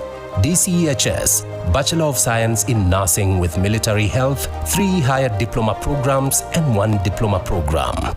The following academic programs will be rolled out soon. DIA, Master of Arts in Military Intelligence, Master of Science in Defense Intelligence. DEFTEC, Master of Science in Information Technology for Defense Sciences, Master of Science in Weapon Engineering, Master of Science in Aeronautical Engineering. In collaboration with KESRA, NDUK offers a master's degree in tax forensics and national security. The university also offers short courses for national impact by training members of the Executive Office of the President, Kenya Medical and Practitioners Board, Ministry of Health, and Kenya Revenue Authority. And internationally, Africa Center for Strategic Studies, Netherlands Defense Academy, University of Namibia, National Institute for Security Studies, Nigeria, University of Nicosia, Africa, Republic of South Korea, among others. The university's Chancellor, His Excellency Dr. William Ruto, President of the Republic of Kenya and Commander-in-Chief of the Defense Forces, has emphasized that the university is instrumental in strengthening Kenya's capacity to contribute to national security and social and economic development. During the second graduation, the President tasked the university to research on femicide, fake news, disinformation, and misinformation, delivering insights and its effects on governance and the public. What is the place of fake news, of social media, and the advent of misinformation, fake news, disinformation, and what effect it has on public understanding and governance and public trust on institutions that are supposed to be responsible for governance. The university is pleased to confirm that the task has been completed and is ready for submission. In just 4 years, NDUK has turned a bold vision into unstoppable momentum. This third ceremony marks a 233% increase in graduates from the first cohort as 556 graduates graduate today. They are officers from the Kenya Defense Forces, senior civil servants from ministries, departments and agencies, and military officers from the following allied countries: Botswana, Burkina Faso, Burundi, Egypt, Ethiopia, India, Malawi, Mozambique, Namibia, Nepal, Nigeria, Rwanda, Sierra Leone, Somalia, South Africa, South Sudan, Uganda, United Republic of Tanzania, and Zambia. Today, the graduates embark on a new chapter, armed with the knowledge and skills gained at NDUK. They are ready to face the challenges of the modern security threats, to technological advancements, and provide solutions to national security and strategy matters. Recently, the university hosted an international conference on psychology in collaboration with the Kenya Guidance, Counseling and Psychological Association. Attendees from various institutions globally convened both physically and virtually. The conference reinforced the university's commitment to collaborations and the free exchange of knowledge with global counterparts. The university also publishes a biannual peer-reviewed journal titled National Security, Journal of the National Defense University, Kenya, which is now in its 4th edition. In corporate social responsibility, the university has engaged in initiatives including environmental conservation through tree planting, grading of roads, medical camps, cleaning exercises, and most recently, a golf tournament at the Nakuru Golf Club.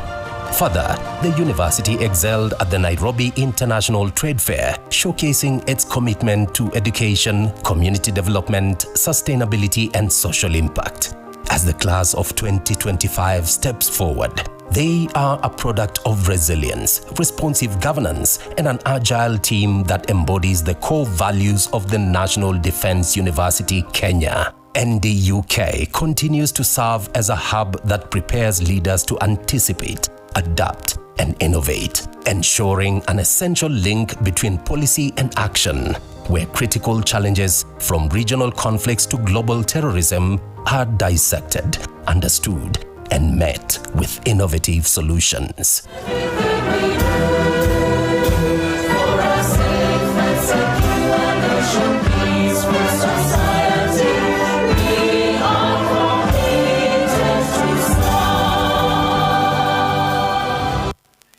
Thank you, Studio. With your permission, sir, we now welcome the Defense College of Health Sciences group, followed by Kenya Air Force Falcon Band. DCHS.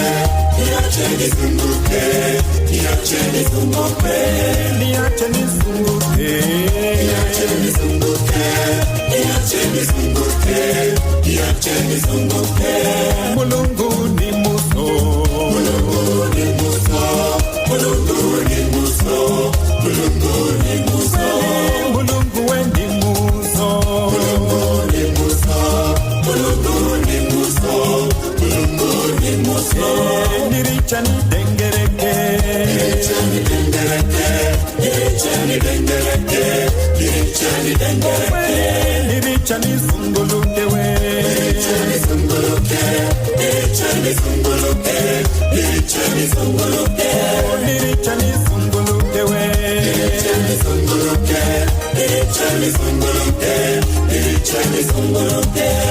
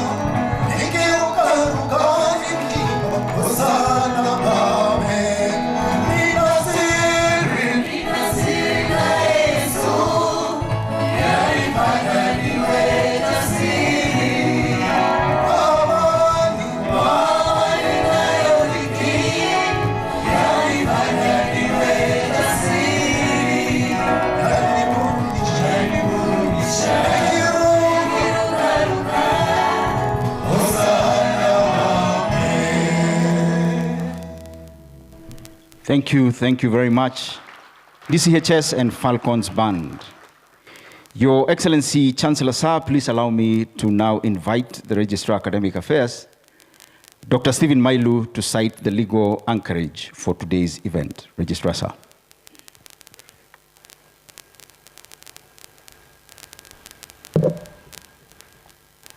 Your Excellency, Chancellor Sir, in accordance with paragraph 25, 1 and 2 of the National Defense University Kenya Charter, legal notice number 95 of 2021, as read together with Statute 60 of the University Statutes, the university is authorized to confer degrees and award diplomas and certificates in programs approved by the University Senate. Chancellor Sir, in the 2024-2025 academic year, a total of 556 graduates satisfied their respective college academic boards on examinations and the University Senate for the conferment of various degrees and award of diplomas of National Defense University Kenya. Thank you, Registrar. Your Excellency, Chancellor Sir, please allow me to now call upon the Deputy Vice Chancellor, Academic and Student Affairs, Professor Anne Muigai, to lead us in the conferment of degrees and awarding of diplomas. DVC, ma'am.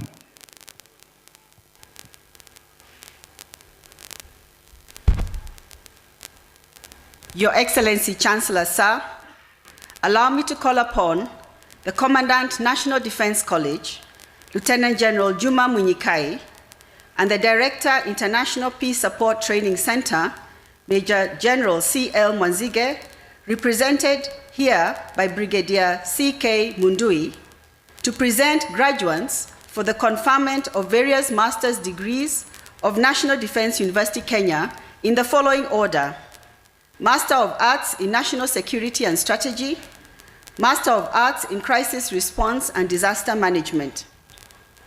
Your Excellency, Chancellor Sir, some of our graduates from these colleges were not able to be with us physically today. They are, however, following this graduation ceremony online and will hence graduate in absentia. Will the graduates who will be receiving their master's degrees rise and present themselves for the conferment of the degree in the order in which your name will be called?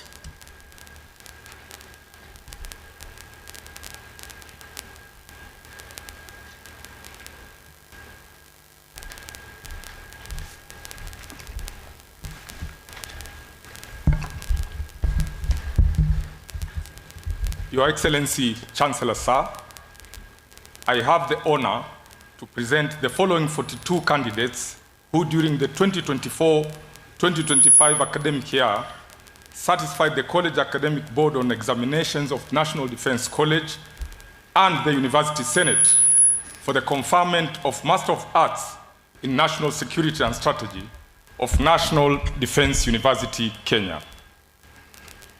Federal Republic of Somalia, Major General Barise. Republic of Kenya, Brigadier Nur, Brigadier Odwor, Colonel B, Colonel Kilel, Colonel Kipngok, Colonel Kiprop, Colonel Musyoki, Colonel Madime, Colonel Nganga, Colonel Omondi, Colonel Otieno, Colonel Rotich, Colonel Sirat, Major Zadok. Federal Democratic Republic of Ethiopia, Colonel Toge. United Republic of Tanzania, Colonel Kinga Mkono, Colonel Mrio. Republic of Uganda, Colonel Anek, Colonel Koba. Ministries, departments, and agencies of the Republic of Kenya, Miss Abdallah, Miss Andanje, Miss Sagala, Miss Wamuyu, Mr. Chikanda, Mr. Kaburia, Mr. Kaitopok, Mr. Kasim, Mr. Maganga, Mr. Mkoji, Mr. Maka, Mr. Mutea, Mr. Osman, Mr. Ouma, Mr. Oyembo. Your Excellency, Chancellor Sir, the following 7 candidates are following the graduation online. Republic of India, Commodore Iftehar, Federal Democratic Republic of Nepal, Colonel Bandari, Federal Republic of Nigeria, Colonel Mairiga, ministries, departments, and agencies of the Republic of Kenya, Ms. Mwendwa, Ms. Ruto, Mr. Njoroge, and Mr. Swale. Please wait for the conferment of the degree by the Chancellor.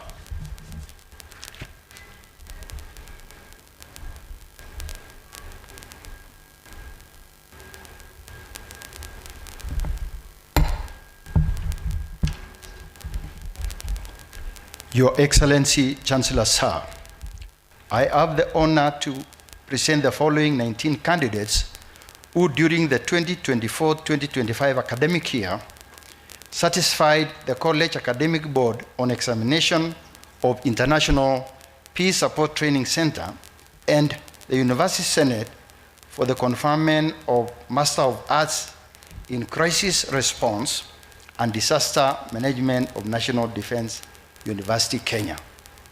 Republic of Kenya.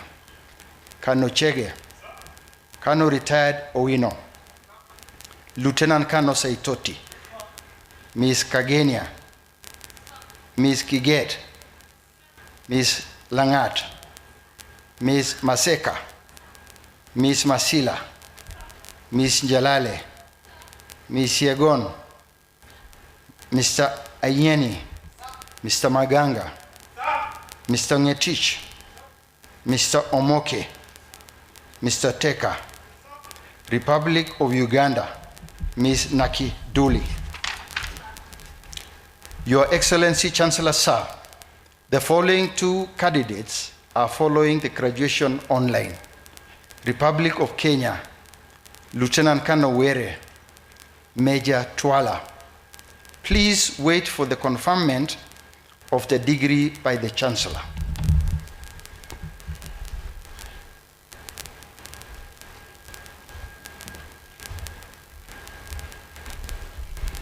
May I kindly request all the academic members of staff, commandants, heads of colleges, vice-chancellors, all donning academic regalia, as well as our distinguished guests seated on the dais, to please rise for the conferment of the master's degrees. Your Excellency, Chancellor Sir, allow me to request you to confer the Master of Arts in National Security and Strategy and the Master of Arts in Crisis Response and Disaster Management degrees of the National Defense University, Kenya. Your Excellency, Chancellor Sir. I admit the persons presented to me. The Master of Degree of National Defense University, Kenya, for which you have been educated, trained, examined, and qualified, and by my authority and that of the entire university, give power to read and to do all that appertains to this degree. Congratulations.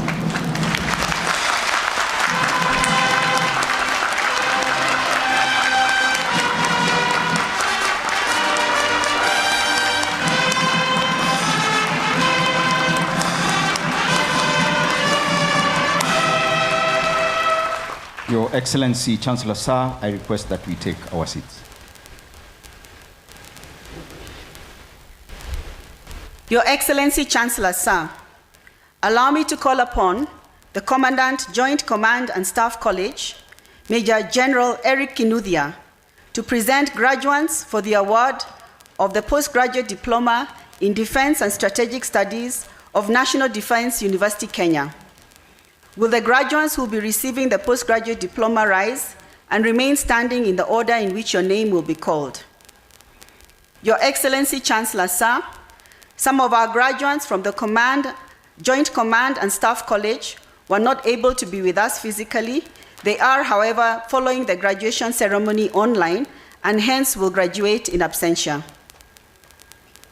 Your Excellency, Chancellor Sir, we regret to inform you that we lost one of our students, Lieutenant Colonel Peter Akan Masai, who had just completed his postgraduate diploma in Defense and Strategic Studies at the Joint Command and Staff College. He shall therefore be awarded his postgraduate diploma posthumously. Lieutenant Colonel Peter Akan Masai is represented here today by his family, who shall receive the postgraduate diploma on his behalf. May Lieutenant Colonel Masai rest in eternal peace, and may his memory be a blessing to our country. I now invite Major General Kinothia to present the graduates.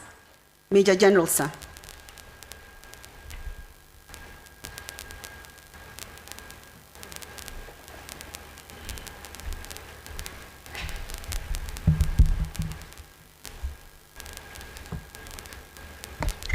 Your Excellency, Chancellor, sir, I have the honor to present the following 80 candidates who during the 2024-2025 academic year satisfied the College Academic Board on examinations of Joint Command and Staff College and the University Senate for the award of Postgraduate Diploma in Defense and Strategic Studies of National Defense University, Kenya. Distinction, Republic of Kenya. Lieutenant Colonel Ekiru, Lieutenant Colonel Luane, Lieutenant Colonel Masol, Lieutenant Colonel Moora, and Lieutenant Colonel Sanders. Let us give them a round of applause.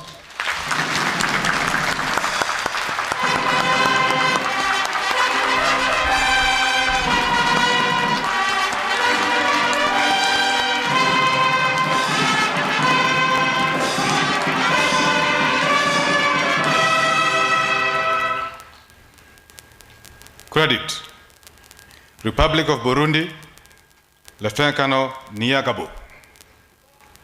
Republic of Kenya, Lieutenant Colonel Akado, Lieutenant Colonel Bet, Lieutenant Colonel Gakonya, Lieutenant Colonel Kabasa, Lieutenant Colonel Kamau, Lieutenant Colonel Katome, Lieutenant Colonel Kikech, Lieutenant Colonel Kilunji, Lieutenant Colonel Kiprono, Lieutenant Colonel Lagat, Lieutenant Colonel Losioki, Lieutenant Colonel Maina, Lieutenant Colonel Maneno,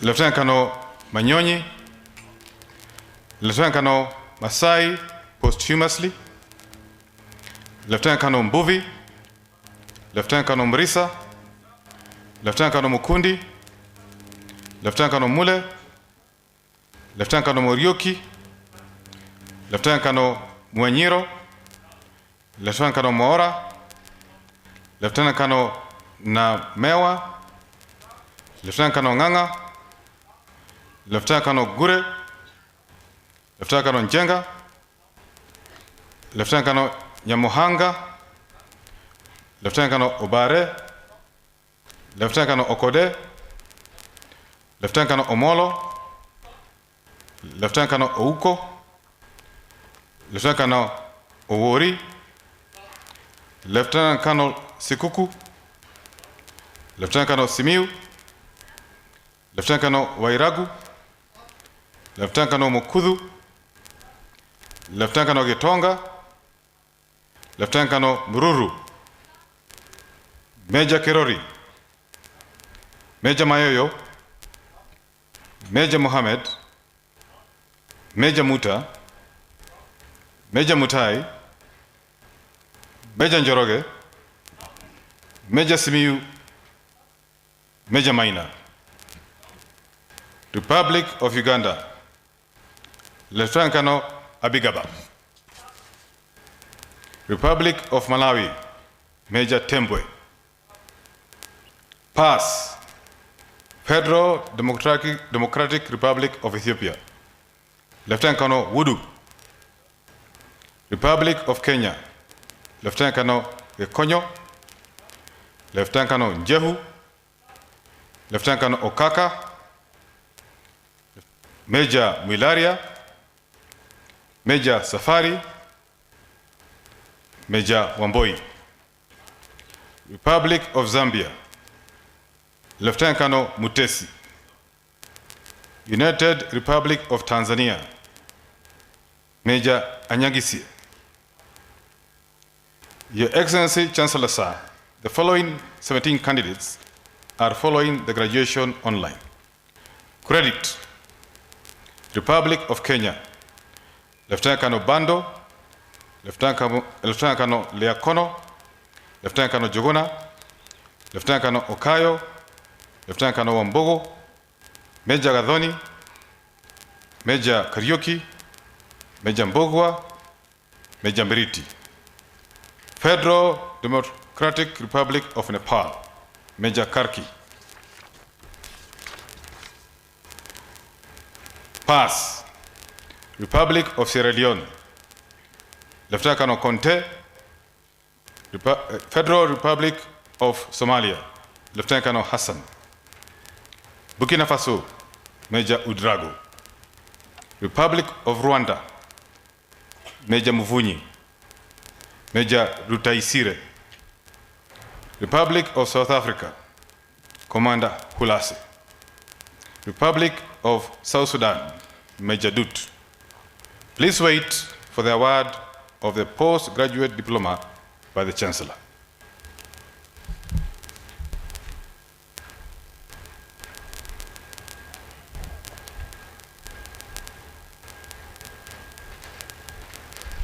May I kindly request all academic members of staff, commandants, heads of colleges, vice-chancellors, all donning academic regalia, as well as all our distinguished guests seated on the dais, to please rise for the conferment of the postgraduate diploma. Your Excellency, Chancellor Sir, allow me to request you to award the postgraduate diploma in Defense and Strategic Studies of National Defense University, Kenya.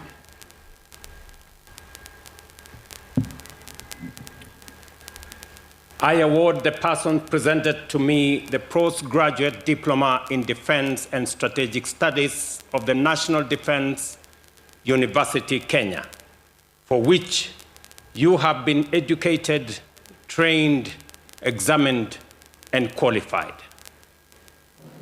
Congratulations.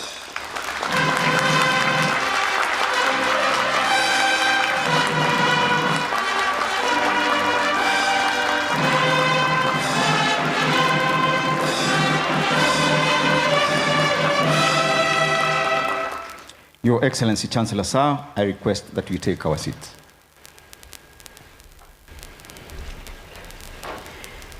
Your Excellency, Chancellor Sir, allow me to call upon the Commandant, Kenya Military Academy, Major General Joel Arimi, to present graduates for the conferment of the Bachelor of Science in Defense and Security Studies of National Defense University, Kenya. Will the graduates who will be receiving the bachelor's degree rise and remain standing in the order in which your name will be called? Major General Arimi, sir.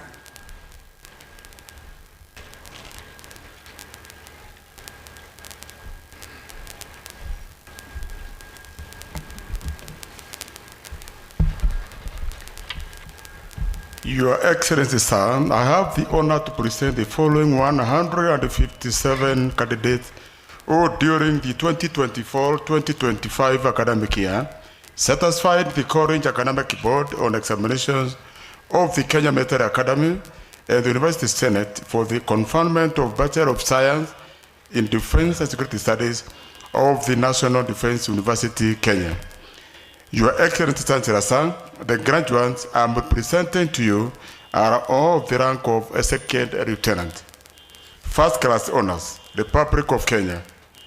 Second Lieutenant Joel Ian Miencha. Second Lieutenant Kiria Kennedy Kingara. Second Lieutenant Jologe Leon Chege. Second Lieutenant Wasike Shaddad. United Republic of Tanzania. Second Lieutenant Jeledi Pascal. Let us give them a round of applause.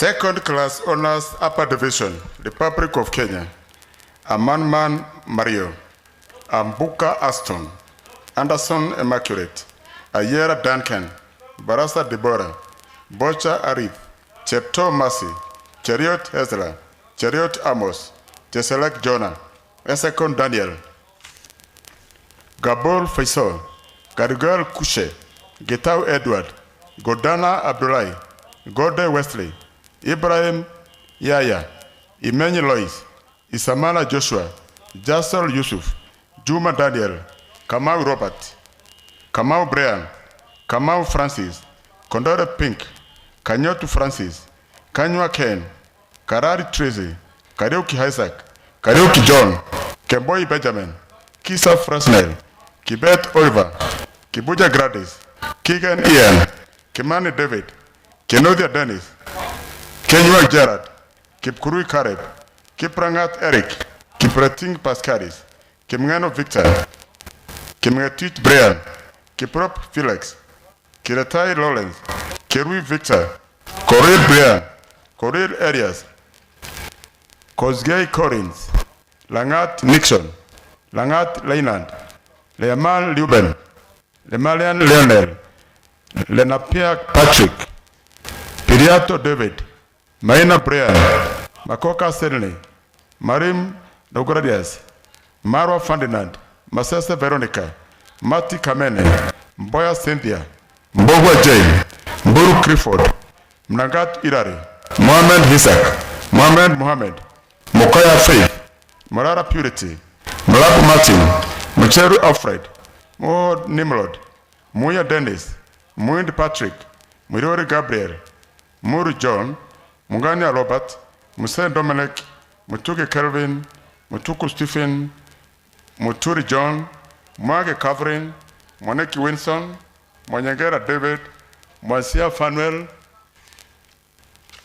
Maura Paul, Ndelangu Benson, Ndungu Justin, Nganga Peter, Njagi Dennis, Jero Bredan, Njoki Kelvin, Ntalamia Jonah, Nyagaka Clinton, Nyakwana Henry, Ondembe Goreti, Oduel Evans, Olo Tony, Omar Isa, Onditi Festus, Opio Dennis, Osil Kevin, Otieno Winnie, Otieno Lolex, Peresia Kanini, Ramadan Omar, Rashid Mohammed, Rono Hirari, Rotichi Felix, Rotiken Dennis, Sesere Jamal, Simon Grace, Sunkuli Leonard, Tomer Josephat, Tuyotek Dixon, Wachira John, Waitherero Jelma, Wakungu Dokas, Wanjara Pasila, Wajiru Paul, Wanjogu Bernard, Wanyonyi Henok, the Republic of Mozambique, Ventura Isidin, United Republic of Tanzania, Hamisi Hisa, second class honors, lower division, Republic of Burundi, Abizela Joli, Tuagele Yesu Elsie, Republic of Kenya, Andam Moffat, Chege Johanna, Duru Dennis, Jagera Donald, Kirui Emmanuel, Kirui Moses, Labat Edwin, Lehanda Victor, Maina Jackson, Mbogwa Davis, Muchiri Geoffrey, Ngetich Anderson, Ogola Kyle, Omor Ian, Sifuna Josephat, Republic of Mozambique, Machava Moises, Guacha Manuel, Sulage Licinia, Republic of Uganda, Kasule Jovan, Pass, Republic of Kenya, Gishanga Vincent, Langat Bernard, Mosalemo Onesimus, Motesia Daniel, Patoip Alton, Republic of Mozambique, Antonio Beatrice, Republic of Uganda, Waswa Leonard. Please wait for the conferment of the degree by the Chancellor.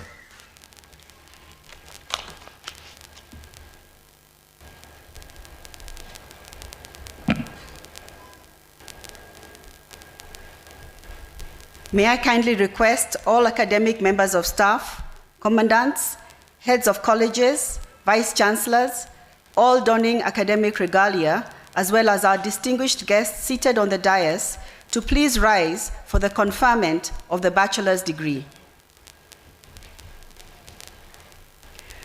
Your Excellency Chancellor Sir, allow me to request you to award the Bachelor of Science in Defense and Security Studies of National Defense University, Kenya. Your Excellency Sir. I admit the persons named and presented to me to the Bachelor's degree of National Defense University, Kenya, for which you have been educated, trained, examined, and qualified. And by my authority and that of the entire university, give you power to read and to do all that appertains to this degree. Congratulations.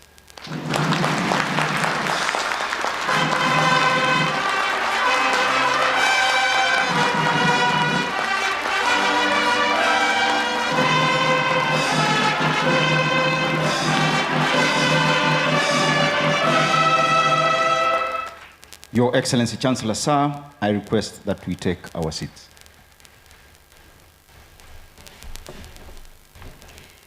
Your Excellency Chancellor Sir, allow me to call upon the Commandant, National Defense College, Lieutenant General Juma Munyikai, the Commandant, Joint Command and Staff College, Major General Eric Kinuthia, the Commandant, Defense Forces Technical College, Brigadier Mohammed Ali, represented here by Colonel Dr. John Kisilu, and the Commandant, Defense College of Health Sciences, Colonel Margaret Wamboi, to present graduates for the award of diplomas of National Defense University, Kenya, in the following order: National Defense College, Joint Command and Staff College, Defense Forces Technical College, Defense College of Health Sciences. Your Excellency Chancellor Sir, some of our allied graduates were not able to be here with us today. They are, however, following the graduation online and will hence graduate in absentia. Will the graduates who will be receiving the diplomas rise and remain standing in the order in which your name will be called?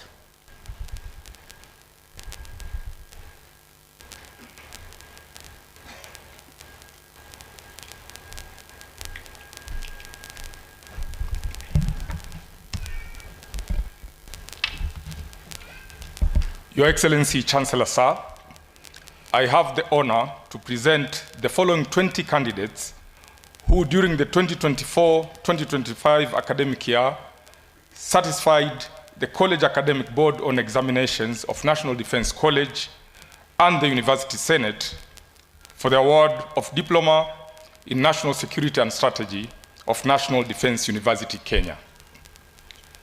Distinction, Republic of Kenya, Colonel Kotea Amani Bakari.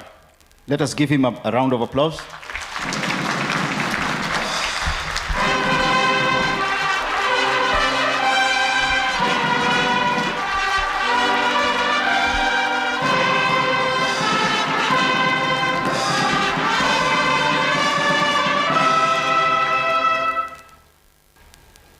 Credit, Republic of Kenya, Brigadier Korir, Colonel Chemitei, Colonel Ereng, Colonel Gatumo, Colonel Kamodo, Colonel Lalampa, Colonel Mwashumbe, Colonel Masiga, Colonel Olenawankas, Colonel Sande, Colonel Tanui, Colonel Tharuya, Colonel Were, Republic of South Sudan, Brigadier General Malwal,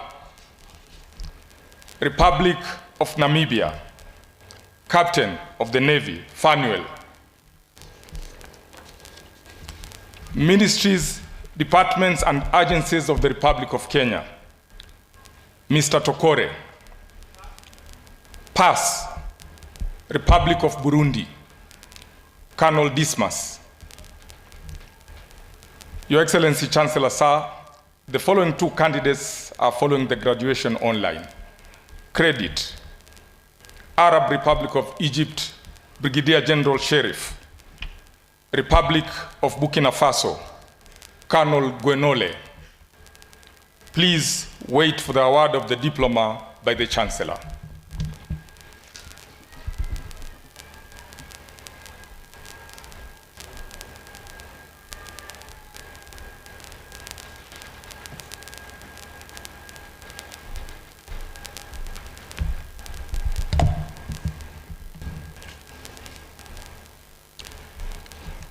Your Excellency, Chancellor Sir, I have the honor to present the following 9 candidates who during the 2024-2025 academic year satisfied the College Academic Board on examinations of Joint Command and Staff College and the University Senate for the award of Diploma in Defense and Strategic Studies of National Defense University, Kenya. Credit: Republic of Kenya, Lieutenant Colonel Mkabana, Lieutenant Colonel Nyakamoro, Lieutenant Colonel Waithaka. Republic of Uganda, Major Bamuroho. Pass: Republic of Namibia, Wing Commander Elishi. United Republic of Tanzania, Major Ambwene. Your Excellency Chancellor Sir, the following 3 candidates are following the graduation online. Credit: Republic of Botswana, Lieutenant Colonel Mwanamatsie. Pass: Republic of Kenya, Major Njogona. Republic of South Sudan, Major Achiek. Please wait for the award of the diploma of the Chancellor.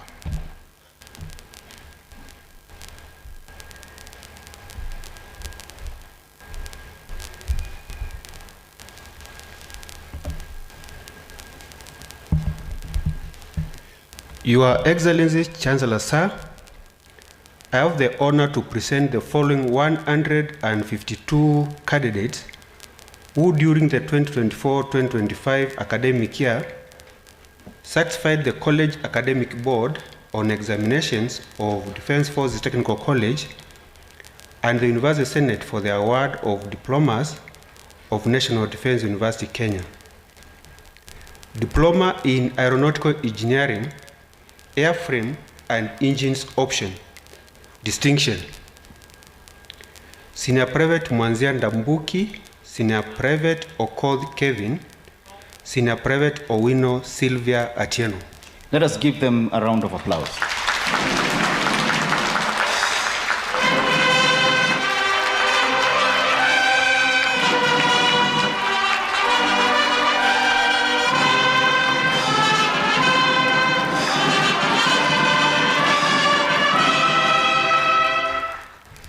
Credit 1, Senior Private Abut, Senior Private Adukuny, Senior Private Cheronye, Senior Private Gakuyo, Senior Private Gitui, Senior Private Kamwana, Senior Private Kariuki, Senior Private Kipkoech, Senior Private Kipkrotich, Senior Private Kogei, Senior Private Kone, Senior Private Machuma, Senior Private Murokiti, Senior Private Mwangi, Senior Private Mwati, Senior Private Natembea, Senior Private Ngunjo, Senior Private Njuguna, Senior Private Nyamari, Senior Private Omwando, Senior Private Sarun, Senior Private Soita, Senior Private Wesonga, Senior Private Uyegon. Credit 2, Senior Private Bet, Senior Private Kipkurui, Senior Private Sahid. Diploma in Aeronautical Engineering, Aerospace Ground Equipment Option, Distinction. Senior Private Joroge Lucas Mwangi. Let us give him a round of applause.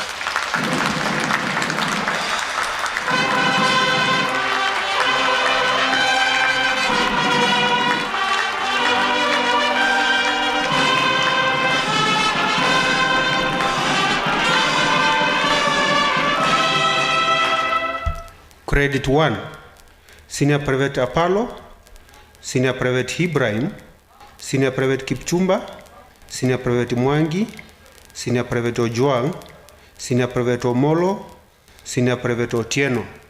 Credit 2, Senior Private Kiberiti, Senior Private Mwanza. Diploma in Automotive Engineering.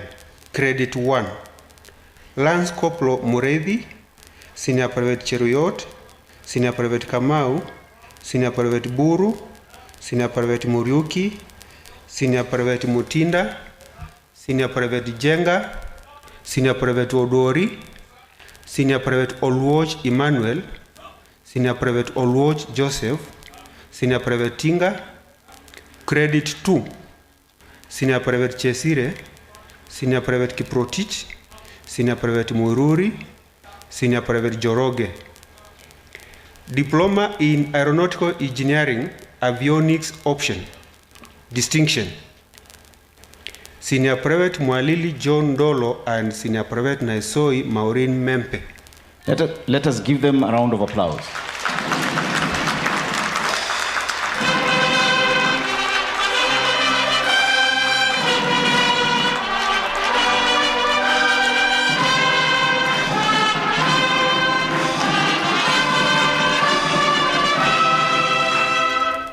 Credit 1, Senior Private Chege, Senior Private Feather, Senior Private Jepkokei, Senior Private Kasanga, Senior Private Kopaton, Senior Private Kimandi, Senior Private Kipkurui, Senior Private Kiplagat, Senior Private Kiptiatich, Senior Private Mokaya, Senior Private Mohamed, Senior Private Muthi, Senior Private Mushimba, Senior Private Mwangi, Senior Private Mwiringi, Senior Private Nafula, Senior Private Nzai, Senior Private Saloniki, Senior Private Suyanka. Credit 2, Senior Private Kipkemoi, Senior Private Kipto, Senior Private Leting, Senior Private Maingi, Senior Private Mudhini, Senior Private Mutwiri, Senior Private Ochieng, Senior Private Otieno.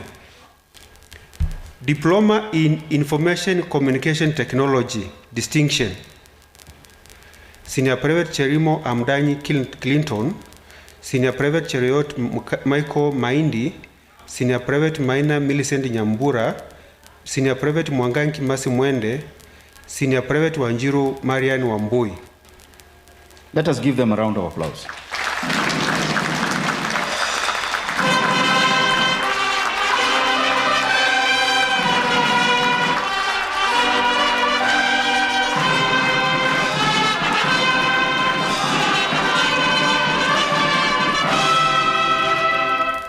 Credit 1, Lance Koplo Mwiti, Senior Private Anyona, Senior Private Mbundi, Senior Private Kamau, Senior Private Kamau Samuel, Senior Private Kenya, Senior Private Kisa, Senior Private Kiponda, Senior Private Ndamogini, Senior Private Mulomba, Senior Private Mudoka, Senior Private Nyamai, Senior Private Ongoro, Senior Private Wangila.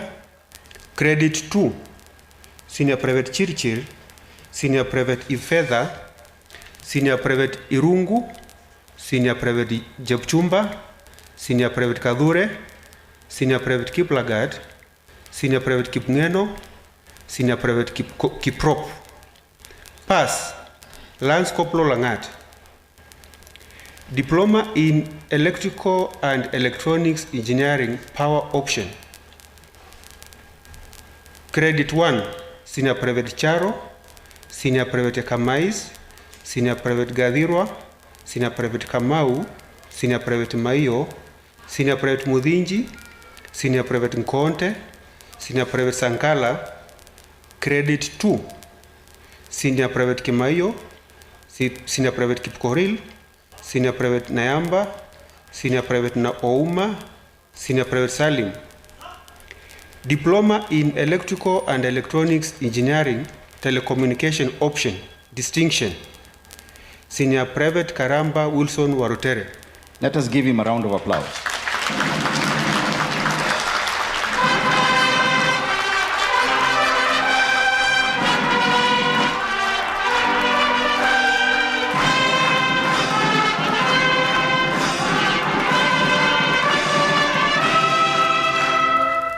Credit 1, Lance Corporal Abraham, Senior Private Kimutai, Senior Private Kipkoech, Senior Private Kiptui, Senior Private Kuyoni, Senior Private Obengo, Senior Private Omwenga, Senior Private Tepela, Senior Private Waome, Senior Private Wangari. Credit 2, Senior Private Kakui, Senior Private Kulei, Senior Private Odhiambo, Senior Private Wanjoya. Diploma in Marine Engineering, Distinction. Senior Private Kamau Patrick Murungu and Senior Private Karaoke David Kijana. Let us give them a round of applause.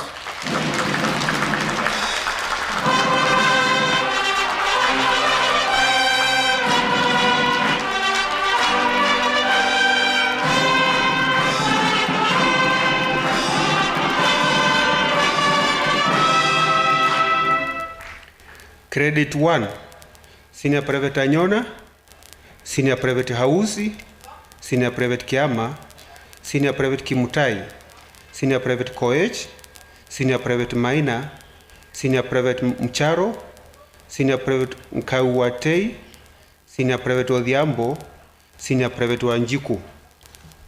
Please wait for the award of the diploma by the Chancellor.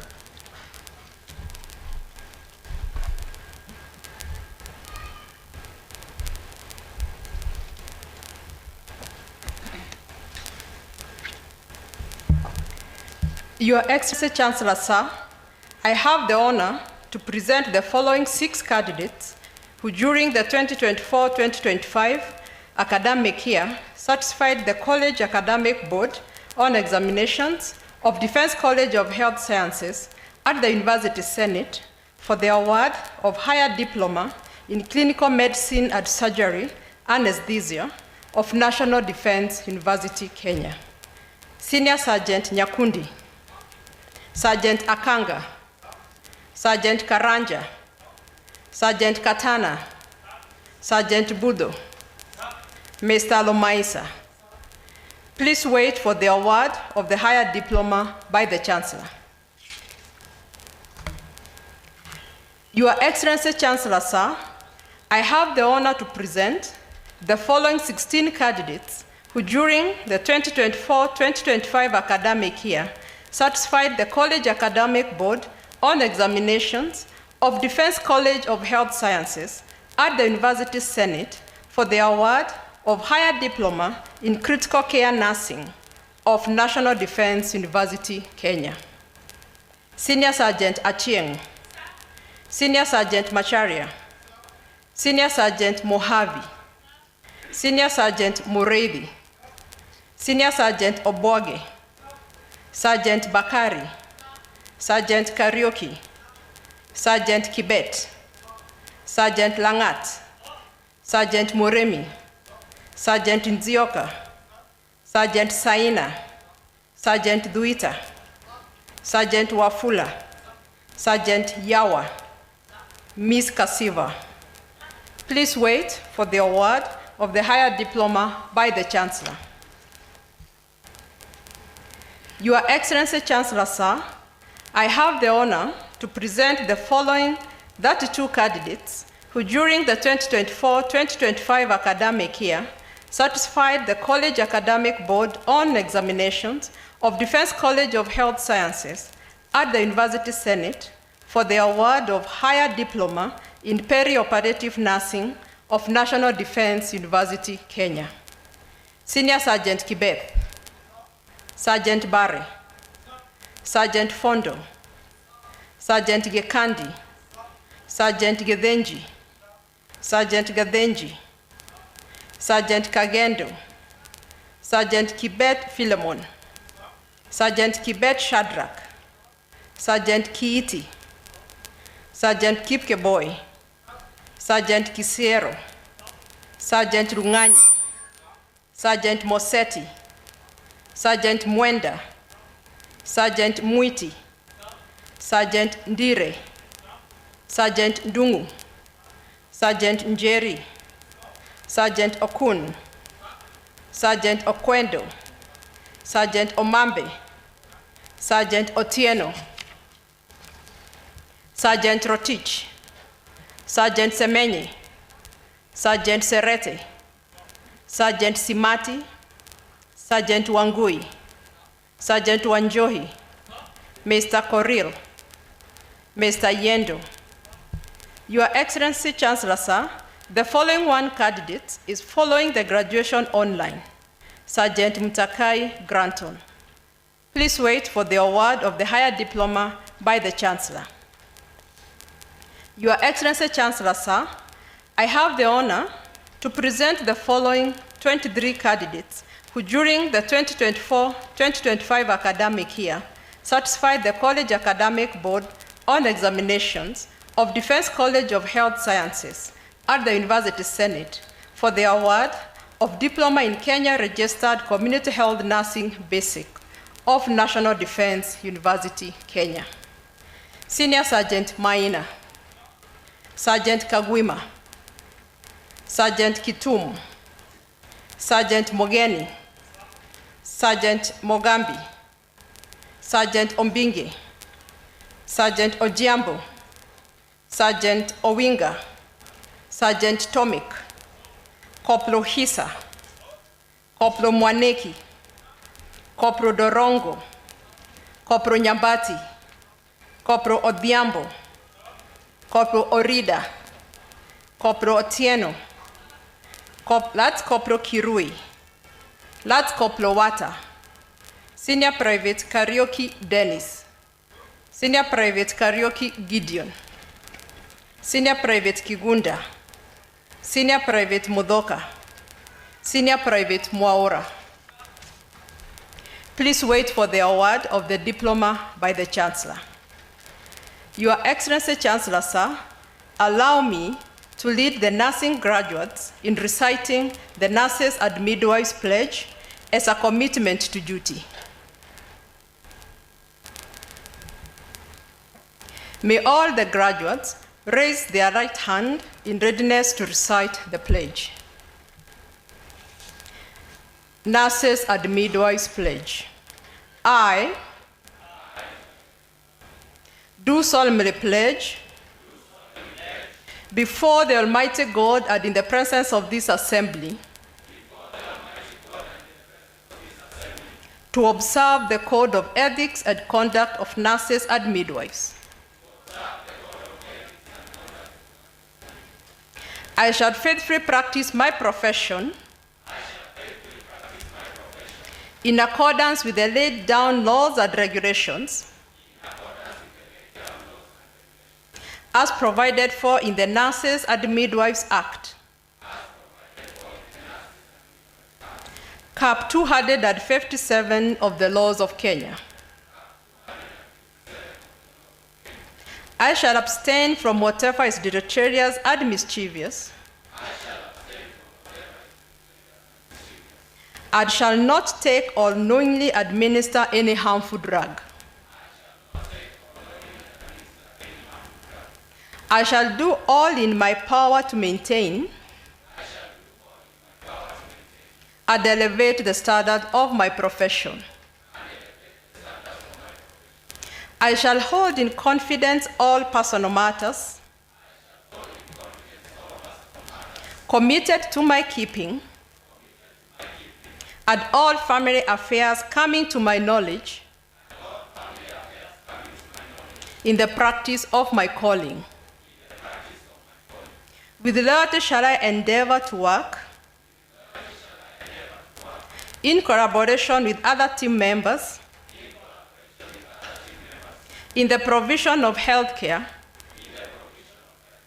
and devote myself to the welfare of those committed to my care. So help me God.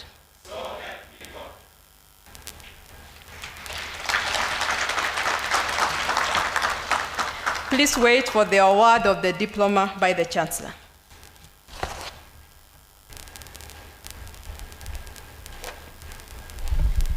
May I kindly request all academic members of staff, commandants, heads of colleges, vice chancellors, and all donning academic regalia, as well as our distinguished guests seated on the dais, to please rise for the conferment of the diploma. Your Excellency Chancellor Sir, allow me to request you to award the respective diplomas of National Defense University Kenya. Your Excellency Chancellor Sir.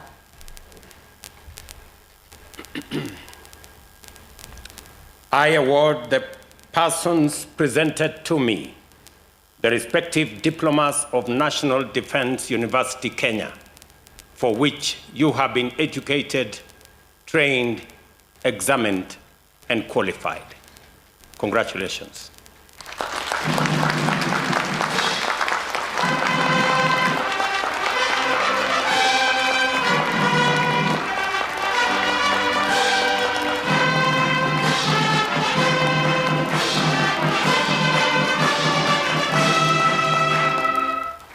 Your Excellency Chancellor Sir, I request that we take our seats.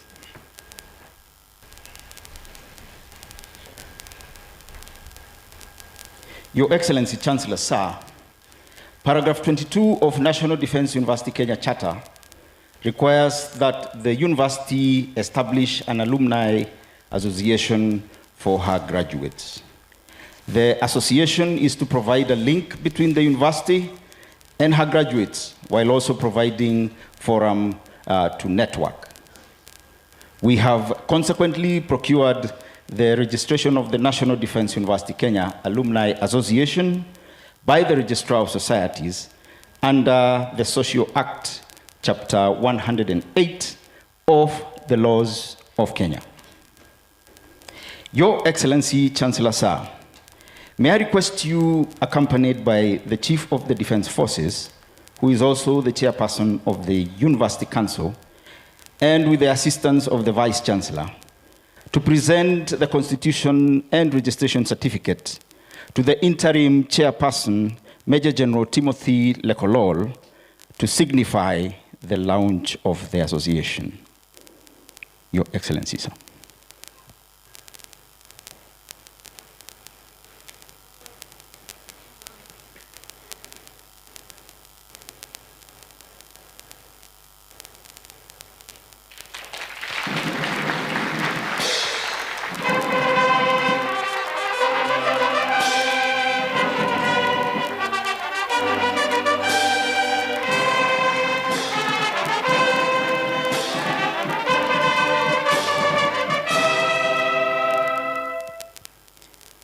Thank you, Your Excellency, Chancellor Sir. I request that we take our seats.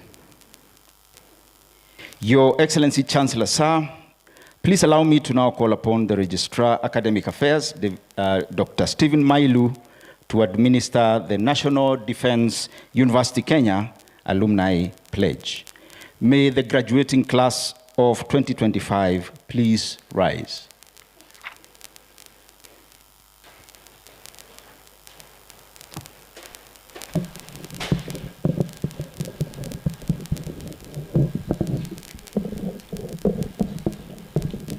Your Excellency Chancellor Sir, the 556 candidates who were presented to you for the conferment of various degrees and award of diplomas are now graduates of National Defense University Kenya.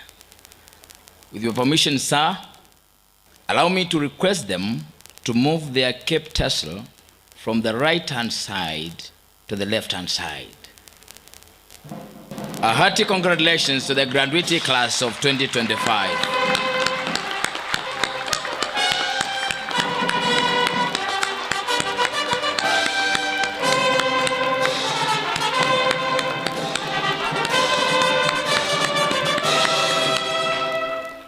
Your Excellency Chancellor Sir, I request all the graduates to recite the Alumni Pledge. I, having been admitted as a member of the National Defense University Kenya Alumni Association,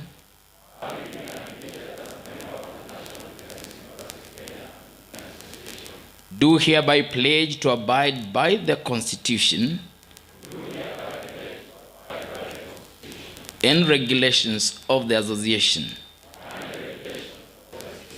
I hereby commit to uphold the values and ideals of my alma mater, commitment to excellence and service at all times. Congratulations.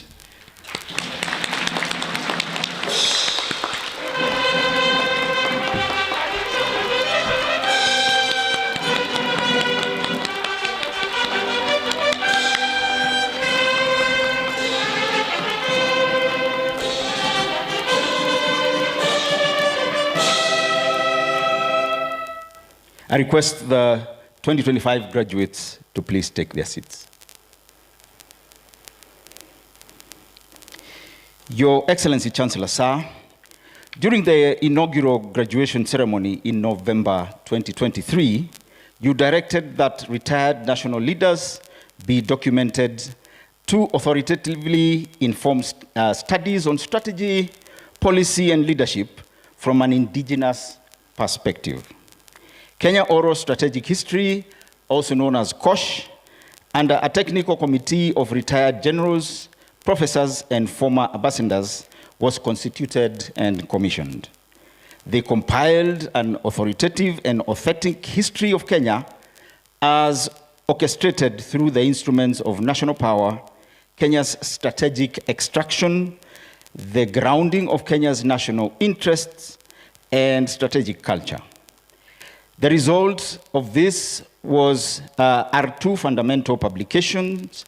The first one, Kenya's Indigenous Strategic Leadership, 1963 onwards, Volume 1, which is an academic monograph.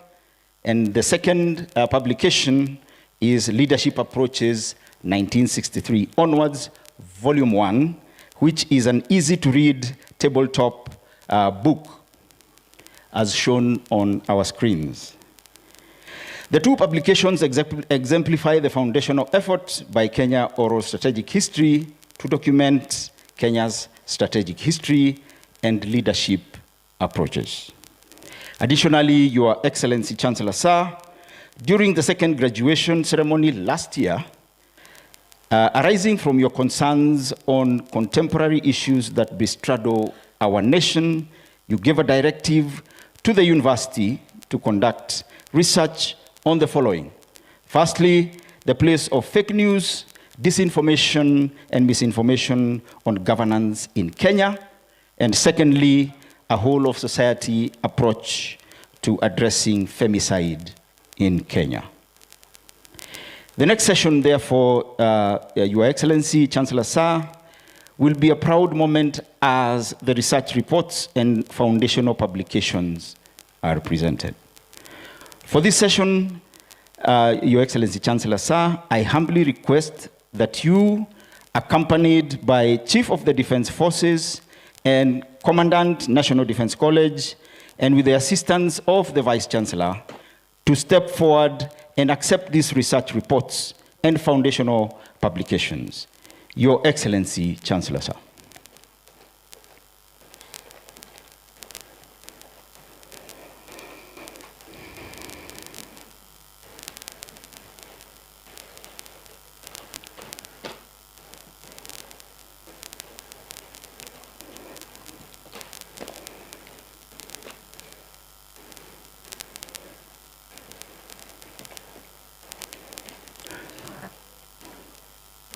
First, the Vice Chancellor presents two research reports titled A Research Report on the Place of Fake News, Misinformation and Disinformation on Governance in Kenya, and a research report on whole of society approach to addressing femicide in Kenya, integrating cultural, religious, familial, and youth perspectives.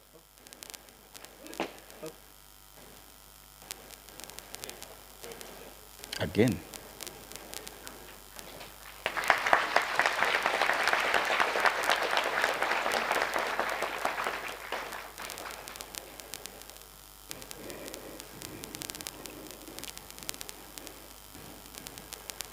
Correction.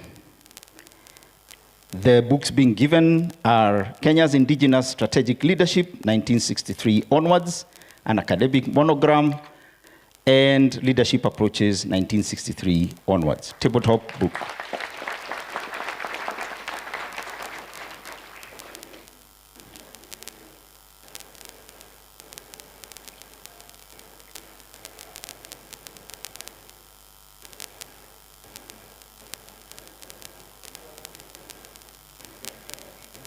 Let us give them a round of applause.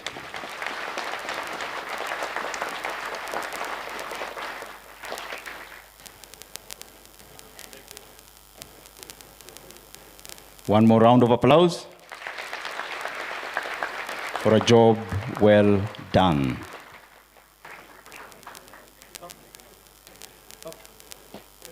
Bado.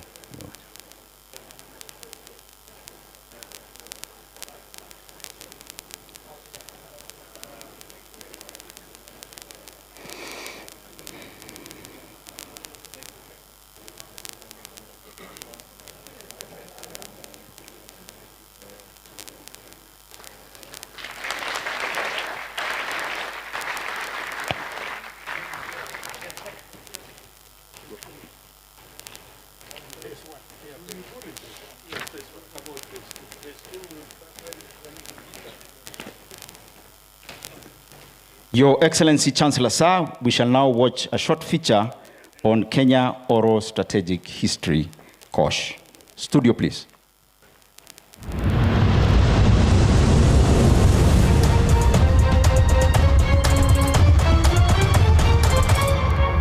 The National Defense College Kenya presents the Kenya Oral Strategic History Foundational Publications.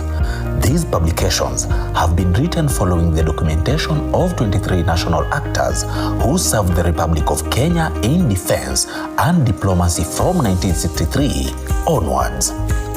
Book 1 is an academic monograph titled Kenya's Indigenous Strategic Leadership 1963 onwards. It is authored by Professors Makumi Mwagiru, Musambai Katumanga, and Samuel Nyanchoga, scholars in law and international relations, political science, and history, respectively. The monograph addresses a gap in documenting and preserving Kenya's institutional memory and analyzing the country's strategic culture and leadership. The 12 chapters in the book trace Kenya's strategic journey from early African leadership traditions to contemporary policy implications. They examine the nation's evolving strategic heritage, key leaders and institutions, and the relationship between strategic and operational leadership, lessons for policy development, and the roles of norms, diplomacy, and defense in Kenya's formation. The monograph connects Kenya's historical experiences to the origins of its strategic direction. The second book is titled Leadership Approaches. This publication preserves the original and raw expressions of the 23 actors documented in the first phase. It relies on direct quotations from national leaders reflecting on directives, policies, strategies, and leadership environment in post-independence Kenya. The Kenya Oral Strategic History Program focuses on retrieving strategic history through the methodology and philosophy of oral history. The department was established in 2024 following a presidential directive issued by His Excellency Dr. William Ruto, President of the Republic of Kenya and Commander-in-Chief of the Defense Forces during the inaugural graduation ceremony at the National Defense University. The directive aimed to document strategic leaders and inform Kenya's strategic culture, history, and indigenous leadership studies. The Kenya Oral Strategic History seeks to provide authoritative data on Kenya's post-independence strategic culture and leadership within the intersection of instruments of national power, namely diplomacy, defense, the economy, and information. The department aims to capture institutional decision-making memory, serve as a foundation from which current and future strategic decision makers can draw inspiration when formulating policies and strategies, and establish a standard on which strategies to pursue these policies and other national interests of Kenya can be based. The monograph and the tabletop book presented today exemplify the foundational effort to document Kenya's strategic history and leadership approaches. Do enjoy your read. A round of applause, please. Thank you, studio, and thank you, Kenya Oral Strategic History, Kosh.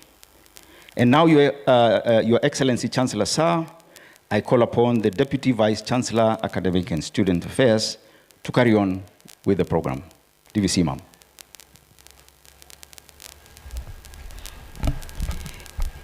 Your Excellency, Chancellor Sir, allow me to invite the Vice Chancellor, National Defense University, Kenya, Lieutenant General David K.C. Tarus, to make his remarks. Vice Chancellor, sir.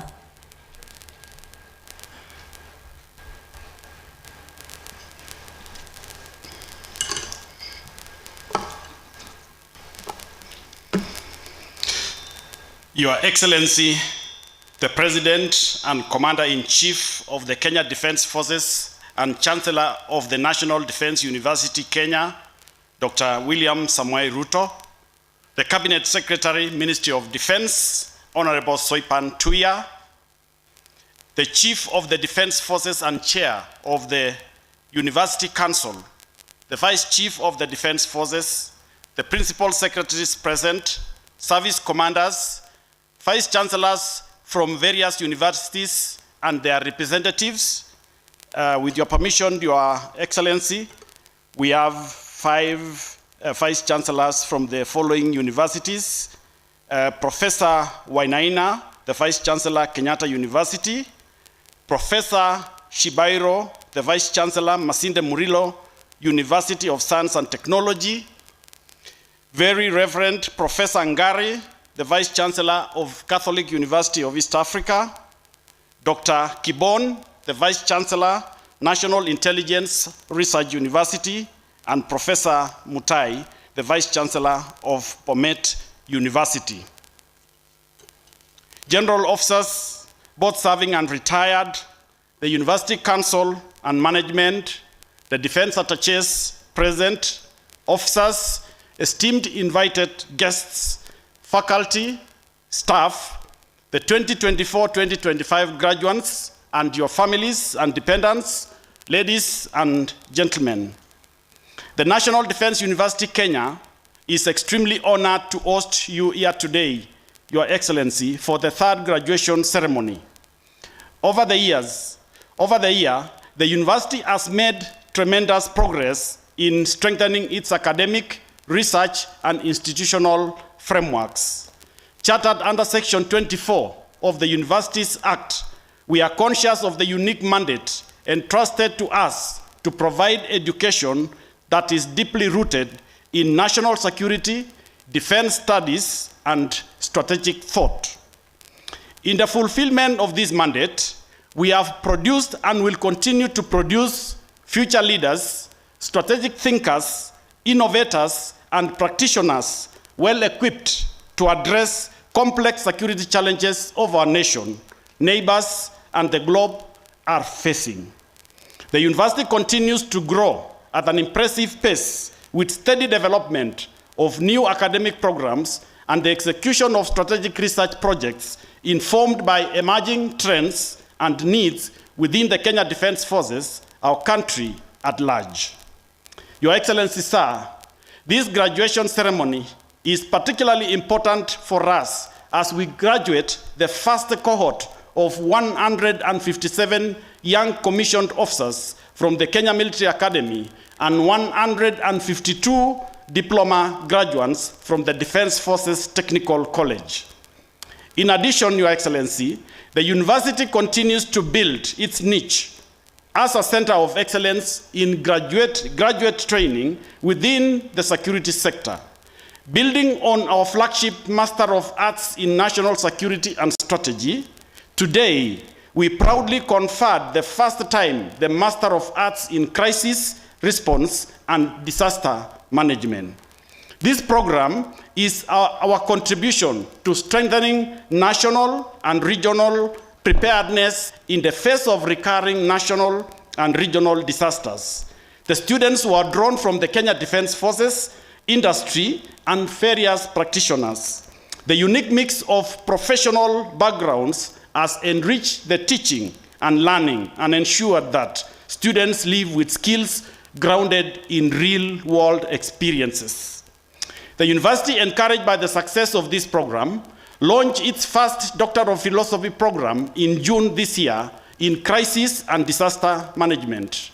The pioneer cohort has just completed their first semester and holds the distinction of being the first doctoral students of the National Defense University, Kenya.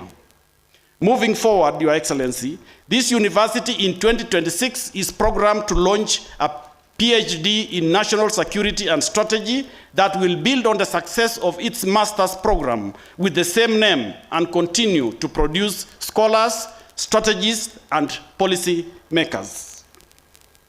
Your Excellency, sir, on 5th of November last year, you awarded a charter to the National Intelligence and Research University, the third university chartered under Section 24. We remain immensely proud to have mentored this university through this process, and we continue to work closely together. And the Vice Chancellor of NIRU is with us today. In recognition of the critical role intelligence plays in national security, the University Council approved the establishment of the Defense Intelligence Academy, a college of the National Defense University, Kenya. The academy aims to train intelligence officers in matters intelligence. In addition, following Your Excellency's guidance, this university has initiated engagements with the National Police Leadership Academy with a view to integrating it into the university as a college of the National Defense University, Kenya.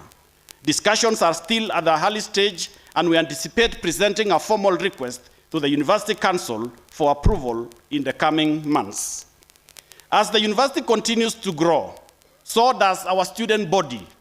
This year, Your Excellency, we have presented to you a total of 556 graduates, a significant increase from 227 last year and 167 in 2023. This sustained growth reflects confidence of the stakeholders in our academic model, institutional governance framework, and our significant contribution to national, regional, and global security. Your Excellency, sir, we wish to express our sincere gratitude for the unwavering support you have accorded to this university. We also acknowledge the invaluable support from the University Council, and I also wish to thank the university management, the entire faculty, staff, and the families who supported our graduates to completion. Your commitment to the university has been integral to our success. To the graduating class of 2024-2025, remember that the National Defense University Kenya will always be your home. I urge you to remain connected and to support the university in its various activities, either directly or and through the Alumni Association that has just been launched. More importantly, carry forward the values, knowledge, discipline, work ethics, and skills that you have acquired here. Let them be your guide as you take up responsibilities in service to the nation and to humanity. Congratulations to all of you.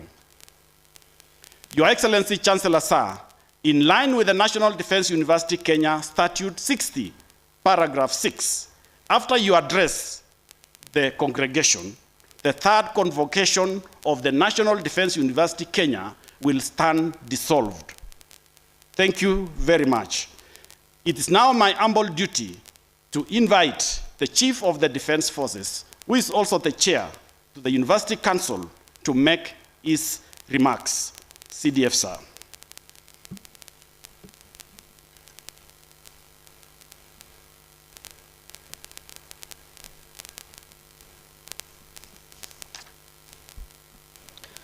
Your Excellency, the President and Commander-in-Chief of the Kenya Defense Forces, and also Chancellor of the National Defense University Kenya, Dr. William Samoei Ruto, Cabinet Secretary, Ministry of Defense, Honorable Soipan Tuya, Principal Secretaries, Ministry of Defense and Higher Education, Council members, the Vice Chancellor, NDUK, and Vice Chancellors from various universities represented here today, general officers, both serving and retired, and Your Excellency, allow me to acknowledge in our presence General Retired Robert Kibochi,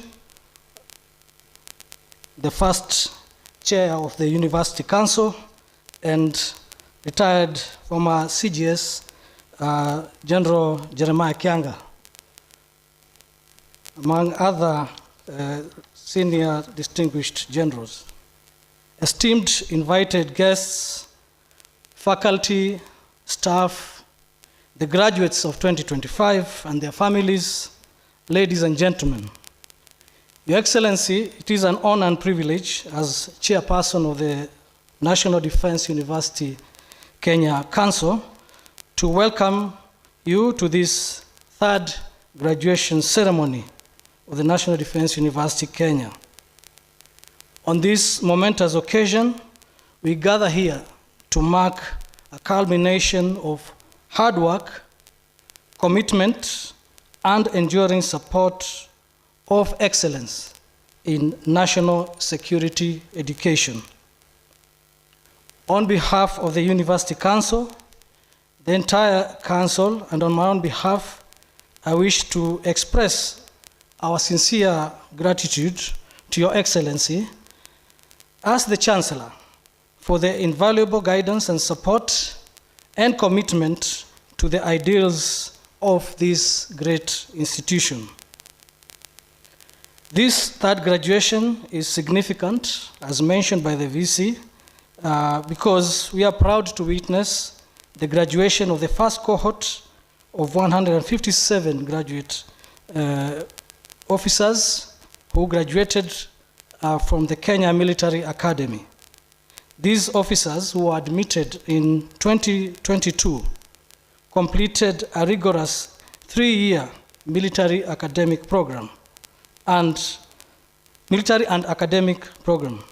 We also acknowledge with appreciation the role that the Kenyatta University played in training the previous 11 cohorts since we introduced bachelor's degree at the cadet level, and for laying foundations for this program. This milestone, therefore, signifies the coming of age of NDUK that continues to expand its contribution to national security education. Your Excellency, the National Defense University Kenya remains committed to its founding vision, that is, to be a hub of intellectual growth, professional discipline, and ethical leadership. The university equips its students with the knowledge, competencies, and skills required to deal with emerging security challenges as well as policy opportunities. Today, with great pride, you are presented with 556 students who are now graduates for conferment of degrees, and we thank Your Excellency for doing so. At this juncture, allow me, with your permission, Your Excellency, to congratulate the graduates on behalf of the University Council and on my own behalf, and offer our sincere congratulations to the graduates. They now join the distinguished community of professionals and leaders whose contribution to peace, security, and governance is felt across the region. May you continue to pursue excellence in all you do, guided by the values that define this great institution. I thank my council members for their wisdom, support, and commitment. Their contributions have been central to this university's stability and growth. I also thank the Vice Chancellor and the management of the university for the good work that they have continued to do. As we mark this milestone, we look to the future with optimism and resolve. Your Excellency, sir, with these remarks, allow me now to invite the Cabinet Secretary of Defense, Madam Soipan Tuya, to make her remarks. Yes, Madam.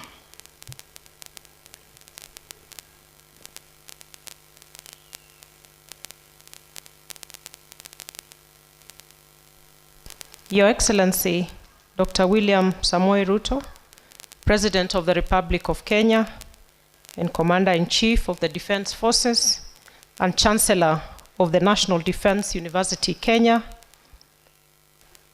the Chief of the Defense Forces, General Charles Kariri,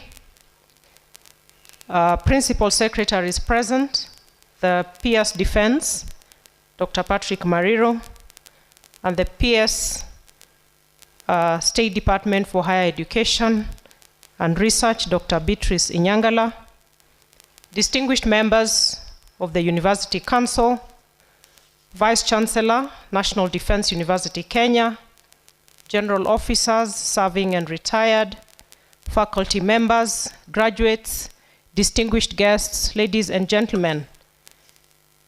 It is with great pride that I join you for the third graduation ceremony of the National Defense University, Kenya. Today's occasion is both a celebration of academic excellence and a testament to the continued growth, maturity, and strategic relevance of the National Defense University, Kenya. We gather here to honor dedication, resilience, and discipline of our graduating class. You have demonstrated the highest standards of learning, leadership, and service, values that lie at the very heart of NDUK. I extend my warmest congratulations to each of you for achieving this very significant milestone. Your Excellency, the National Defense University, Kenya, continues to play a central role in advancing the Ministry of Defense vision of nurturing resilience, ethical, and visionary leaders for the defense and security sector. Through its 7 constituent colleges, the university is shaping strategic thinkers, policy innovators, and operational leaders capable of responding to evolving and complex security environments, both at home and across the globe. Your Excellency, our graduates today stand not only as scholars, but as custodians of peace, defenders of national sovereignty, and ambassadors of stability in a rapidly changing global landscape. Their achievements reflect the university's sustained contribution to national and regional security and the university's commitment to collaborative learning, innovation, and strategic foresight. Over the past year, the university has continued to expand its footprint in providing practical solutions to today's security challenges. I have witnessed its leadership in facilitating high-level dialogues and training programs on strategic leadership, ethics, and governance, engaging senior officers and officials from Kenya and beyond. The university has also strengthened partnerships across Africa and globally. Your Excellency, of note is the National Defense College Kenya, which is a constituent college of NDUK, which has, through innovative approaches to national security, recently launched the inaugural Kenya at 100 capstone training under the Kenya at 100 Strategic Foresight Initiative. This forward-looking program aims to shape Kenya's developmental and security trajectory toward its centennial year in 2063, enhancing strategic leadership, sustainability, and cross-sector collaboration among senior leaders of this country. Your Excellency, as has been mentioned, during last year's graduation, you did commission NDUK to conduct research on the rise in femicide and its impact, and the impact of fake news, disinformation, and misinformation. And I was honored to participate, as many other members of the ministry family. We did participate as key informants, and I want to take this opportunity to commend the university for its thorough, timely, and policy-relevant research. These findings provide a solid evidence base for action, and the Ministry of Defense fully supports their implementation in collaboration with other ministries, departments, and agencies to strengthen national security and social cohesion. The progress we celebrate today is the product of collective effort and visionary leadership. And I express my sincere gratitude to you, Your Excellency, for your steadfast guidance and support as Chancellor of this university. I also acknowledge the valuable contributions of the Ministry of Education, the National Treasury, the University Council, and the dedicated faculty and staff. Your commitment has enabled this institution to thrive and excel. And Your Excellency, we express steadfast commitment as the Ministry of Defense to continue offering support to this institution. To our graduates, today marks both a conclusion as well as a beginning. You now embark on a new mission to serve with integrity, to serve with courage and wisdom. The education you have received here equips you not only with knowledge, but with the discipline, the character, and judgment required to make sound decisions in complex security environments. As you take up your new responsibilities, remember that leadership in the defense and security domain demands both strength and compassion, the duty to uphold peace while safeguarding justice, dignity, and humanity. Let the values of honor, service, and integrity guide you in your journey. The world you enter continues to change at unprecedented speed, from geopolitical shifts to technological disruptions. Yet I am confident that the skills and values instilled in you by this university will empower you to lead with distinction and to contribute meaningfully to peace, stability, and national progress. Congratulations to the graduating class of 2025. You have made your families and your nation proud. Your Excellency, with these remarks, it is now my honor and privilege to invite you to, as the Chancellor of this National Defense University, Kenya, to address the graduates and distinguished guests. Your Excellency, sir.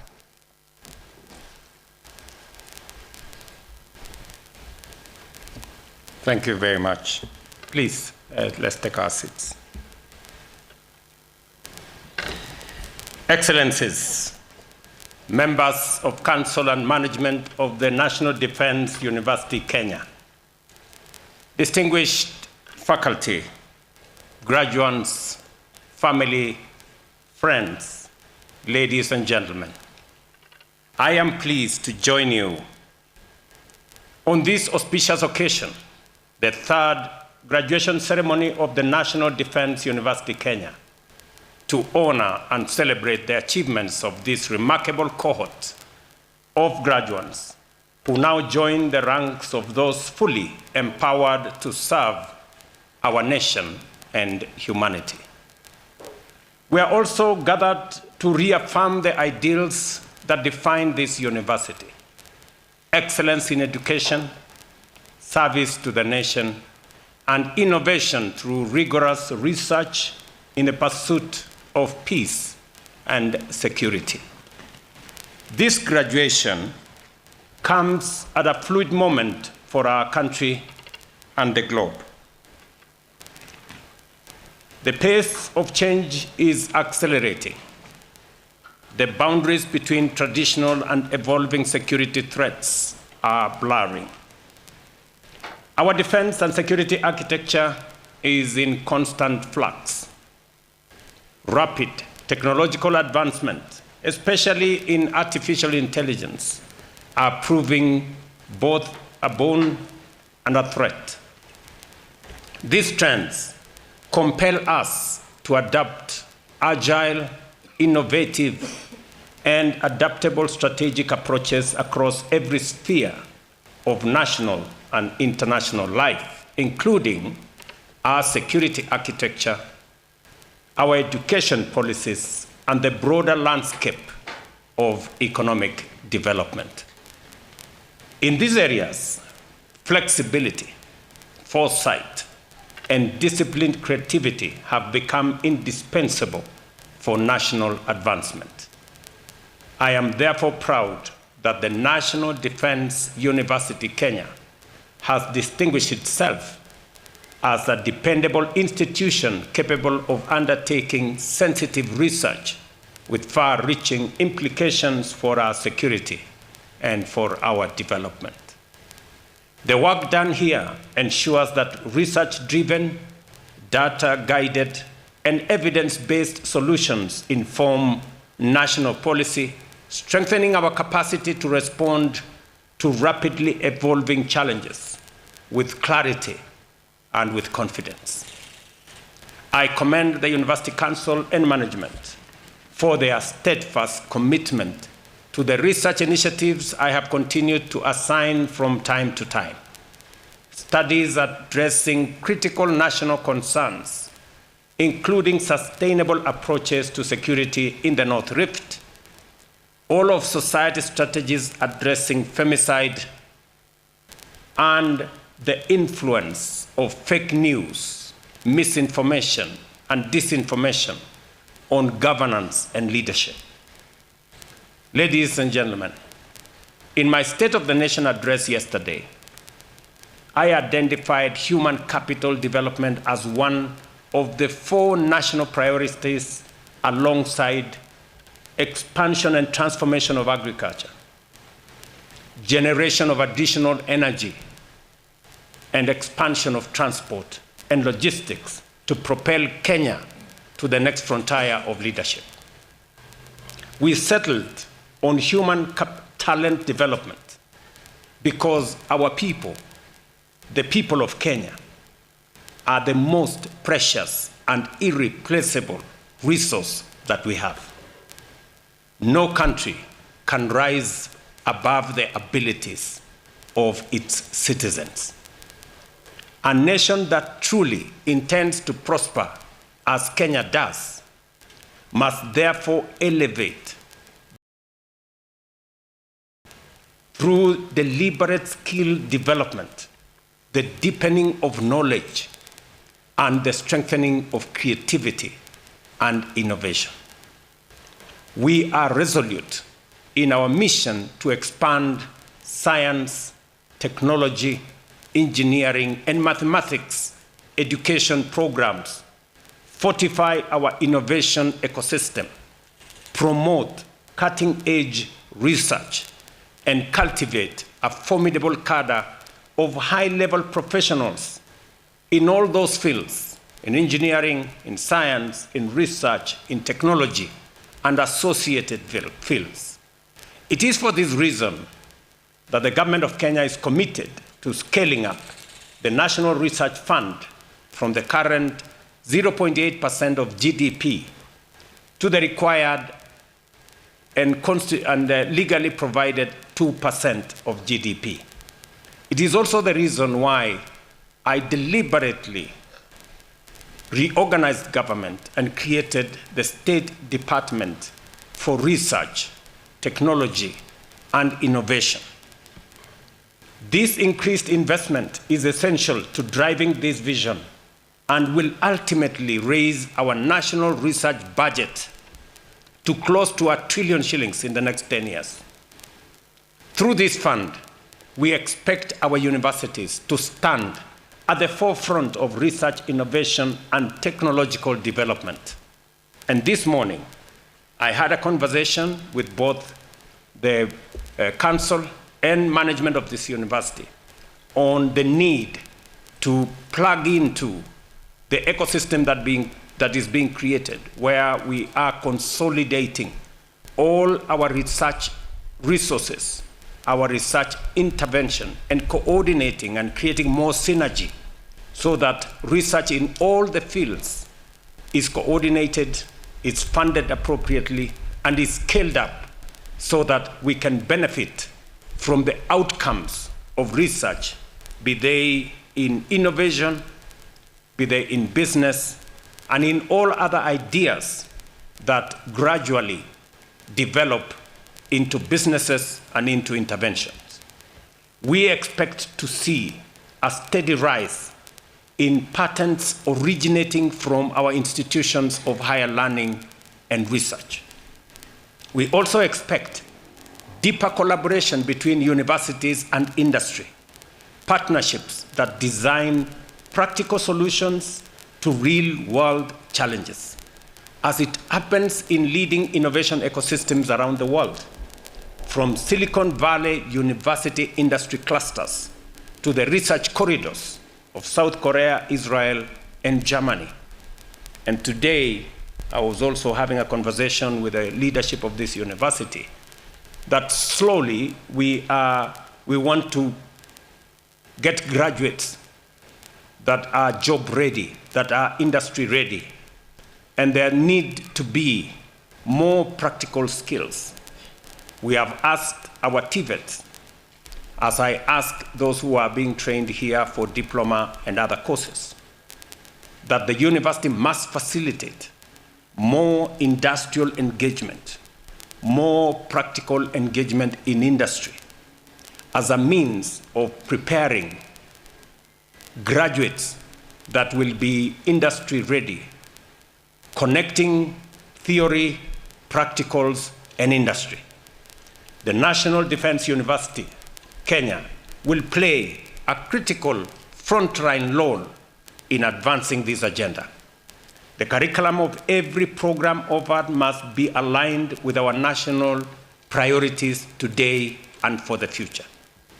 I therefore commend the university for developing capstone programs on national security and ethics designed to foster a collective understanding of our evolving security environment and to ensure coherence in policy formulation and implementation across government. I take note, of course, of the different courses and the different engagements facilitated by this university and training of principal secretaries, cabinet secretaries, and other senior members of government to understand and to be part of our security architecture policy making that will facilitate not just the security of our country, but the progress of our nation. To the graduating class of 2025, you step into a world that is dynamic, interconnected, and full of opportunity. You have acquired critical skills that must now be applied in defending and advancing our nation. I urge you to use these skills, particularly in strategic and critical thinking, to confront and resolve the complex challenges that lie ahead of you. I urge you, just as I urge all Kenyans, to dream boldly and aspire greatly. Do not be content with the ordinary or the average. You are the visionaries of this generation, entrusted with the duty of actualizing Kenya's immense potential for greatness. Do not settle for less. I reaffirm the government's steadfast commitment to supporting the National Defense University Kenya in fulfilling its mandate. We shall continue to invest in research, in infrastructure, and training to ensure that this university remains a world-class institution of learning. And let me say this, that as we focus our attention on lifting Kenya from where we are today, and I am persuaded beyond any reasonable doubt that the potential we have in this nation hasn't been scratched. We haven't started. This country stands for much more greater than where we are today.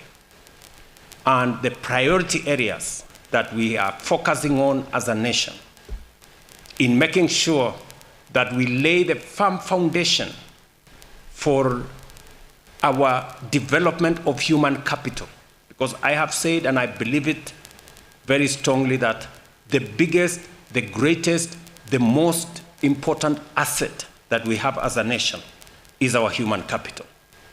And to be able to tap into the potential of our human capital, we must sharpen it through education, knowledge accumulation, training, and making sure that we unlock the largest potential possible from our human capital, and translating ideas, knowledge, innovation into practical solutions for the challenges that we face today as a nation. I am very happy to note that in our midst, we have engineers, we have people who are training in the space of science, technology, engineering, and mathematics. Because as we move our country forward with the determination that I see, like for example, next week on Friday, I will be in this county to begin the first 170 kilometers of dualing of the road from Rironi all the way to Mount Summit. That comes with requirements of human capital. I was having a conversation this week with a company that is going to undertake that huge exercise where they are investing their own resources. It's not Government of Kenya resources. They will be investing in the construction of this road. And the conversation I was having with them on how we need more engineers, how we need more people to design bridges, viaducts, and all the other road infrastructure, how we are going to use the capacities they have to transfer technology and transfer knowledge to more engineers in Kenya, to more people like the one I see graduating here today, so that they can not only appropriate what we need to do as a nation, but we can create a pool of highly qualified professionals to drive the development of our country. We will shortly require more engineers in water technology, in dam construction, in making sure that value addition, agro-processing becomes the norm rather than the exception. Today, we still export quite a bit of our products in raw form, and we need to change that. I did say yesterday, we import today more than we export. And if we continue this way, there is very little likelihood that we can grow wealth if we are using more money to buy things from other places than the money we receive from the products we sell to other markets. It means we are draining the resources we have. We have to change that. We need to export more than we import. And that is the reason why logistics, making sure that we develop the necessary road infrastructure, the necessary logistics that will get our country connected, move products from markets, from fields, from farmers to markets, engage our manufacturing and agro-processing infrastructure. And for us to do that, I did say yesterday, we need energy. We need electricity. At the moment, the electricity that we have is not sufficient to power our transformation. I remember when I went to the United States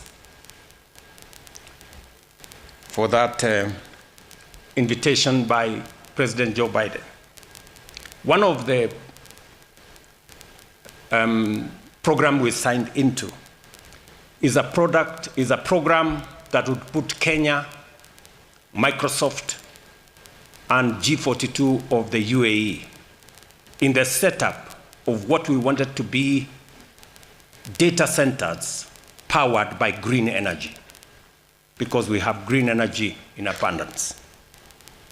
But when the details were revealed to us, we needed an extra 1,000 megawatts of energy to be able to run the data centers that we had signed into. So just imagine, we have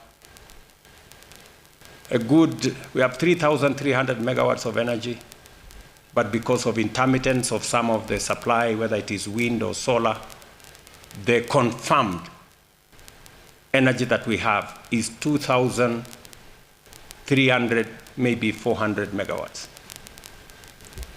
So if we need 1,000 megawatts to run the data centers, it means we have to shut down half the country to be able to run that program. That tells you how desperately we need to generate energy. If we have to leverage on technology, on artificial intelligence, on data centers, because that is the future of our economy. That is where the world is going. And therefore, as a matter of urgency, we need to generate an extra 10,000 megawatts like yesterday. And I believe that all this is doable. And shortly, Kenyans will see the rollout of what I said yesterday, because we are behind time. Tumechelewa. So we need to catch up with those who are moving in the right direction. So this university has a very special place. All our universities, all our institutions of learning must appropriate their place. As I said yesterday, we are going to spend more resources in equipping our men and women, making sure that our schools, our colleges, our universities are properly funded. They have the necessary capabilities to train, to teach, and to educate the Kenyan population. It is the reason why I have increased the budget for education from close to 500 billion shillings to 700 billion shillings in the last 3 years, because education is important. Our training of human capital is important, because as I have said, no nation can grow beyond the abilities of its citizens. So if we have to move to the next level, we have to train, we have to get the men and women with the capacity to think, with the capacity to plan for our progress. So universities, colleges, I call upon you to appropriate your place, to take up your responsibility. Government of Kenya, we will raise the necessary resources. It is the reason why we have increased our university funding from about 45 billion shillings in 2022 to 82 billion shillings this year, because the training, the sharpening of our human capital is central to our development and our progress as a nation. And therefore, those of you who are graduating here today, I have told you that you occupy a very special place in shaping the future of our country. And each and every one of us must know that you have a contribution to make. Each and every one of us, from wherever you are, whatever the job you have, whatever your station in life, you have a duty, a responsibility to Kenya to make your contribution to the progress of our nation. It is not going to be a one-man adventure. It's not going to be a section or a sector. It's going to take all of us to pull together and move Kenya to the next level. I am very confident that we can do this in our lifetime. When we are here, we can do it. We can see a different Kenya when we are here. So, congratulations to the graduating class.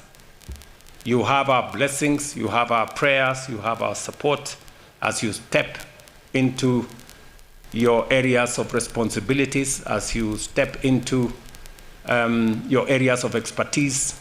Please do the very best. Work for whoever you work as though you are working for God. Do the best. Put your best, very best foot forward in everything that we do, and I believe that together we are going to succeed. Congratulations again, my very best wishes. Thank you for your attention. Asante sana.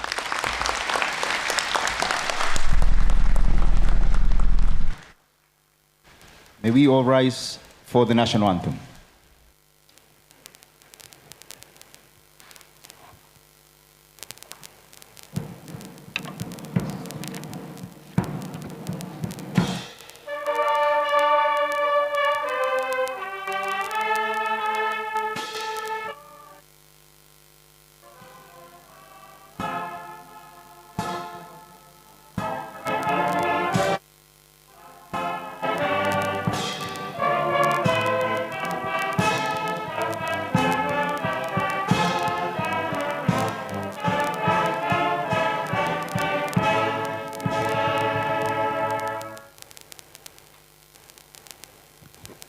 Your Excellency, Chancellor Sir, I humbly request the mace bearer and the escorts to the mace to take their position for the Chancellor's recession. The Chancellor's recession will depart in the following order: the mace bearer, the Chancellor flanked by the Chairman of Council and the Vice Chancellor, Cabinet Secretaries, Council members, Vice Chancellors from other universities, Deputy Vice Chancellors, Principals and Commandants, Registrars, Heads of Program, and academic staff. I request the congregation here to remain standing until the entire Chancellor's recession has left the venue.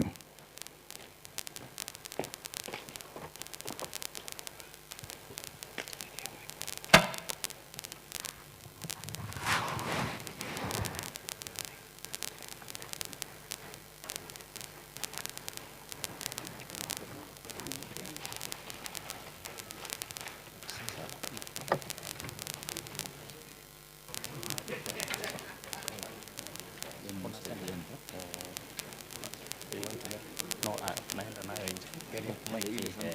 Itaweza kuongea mpaka hapa.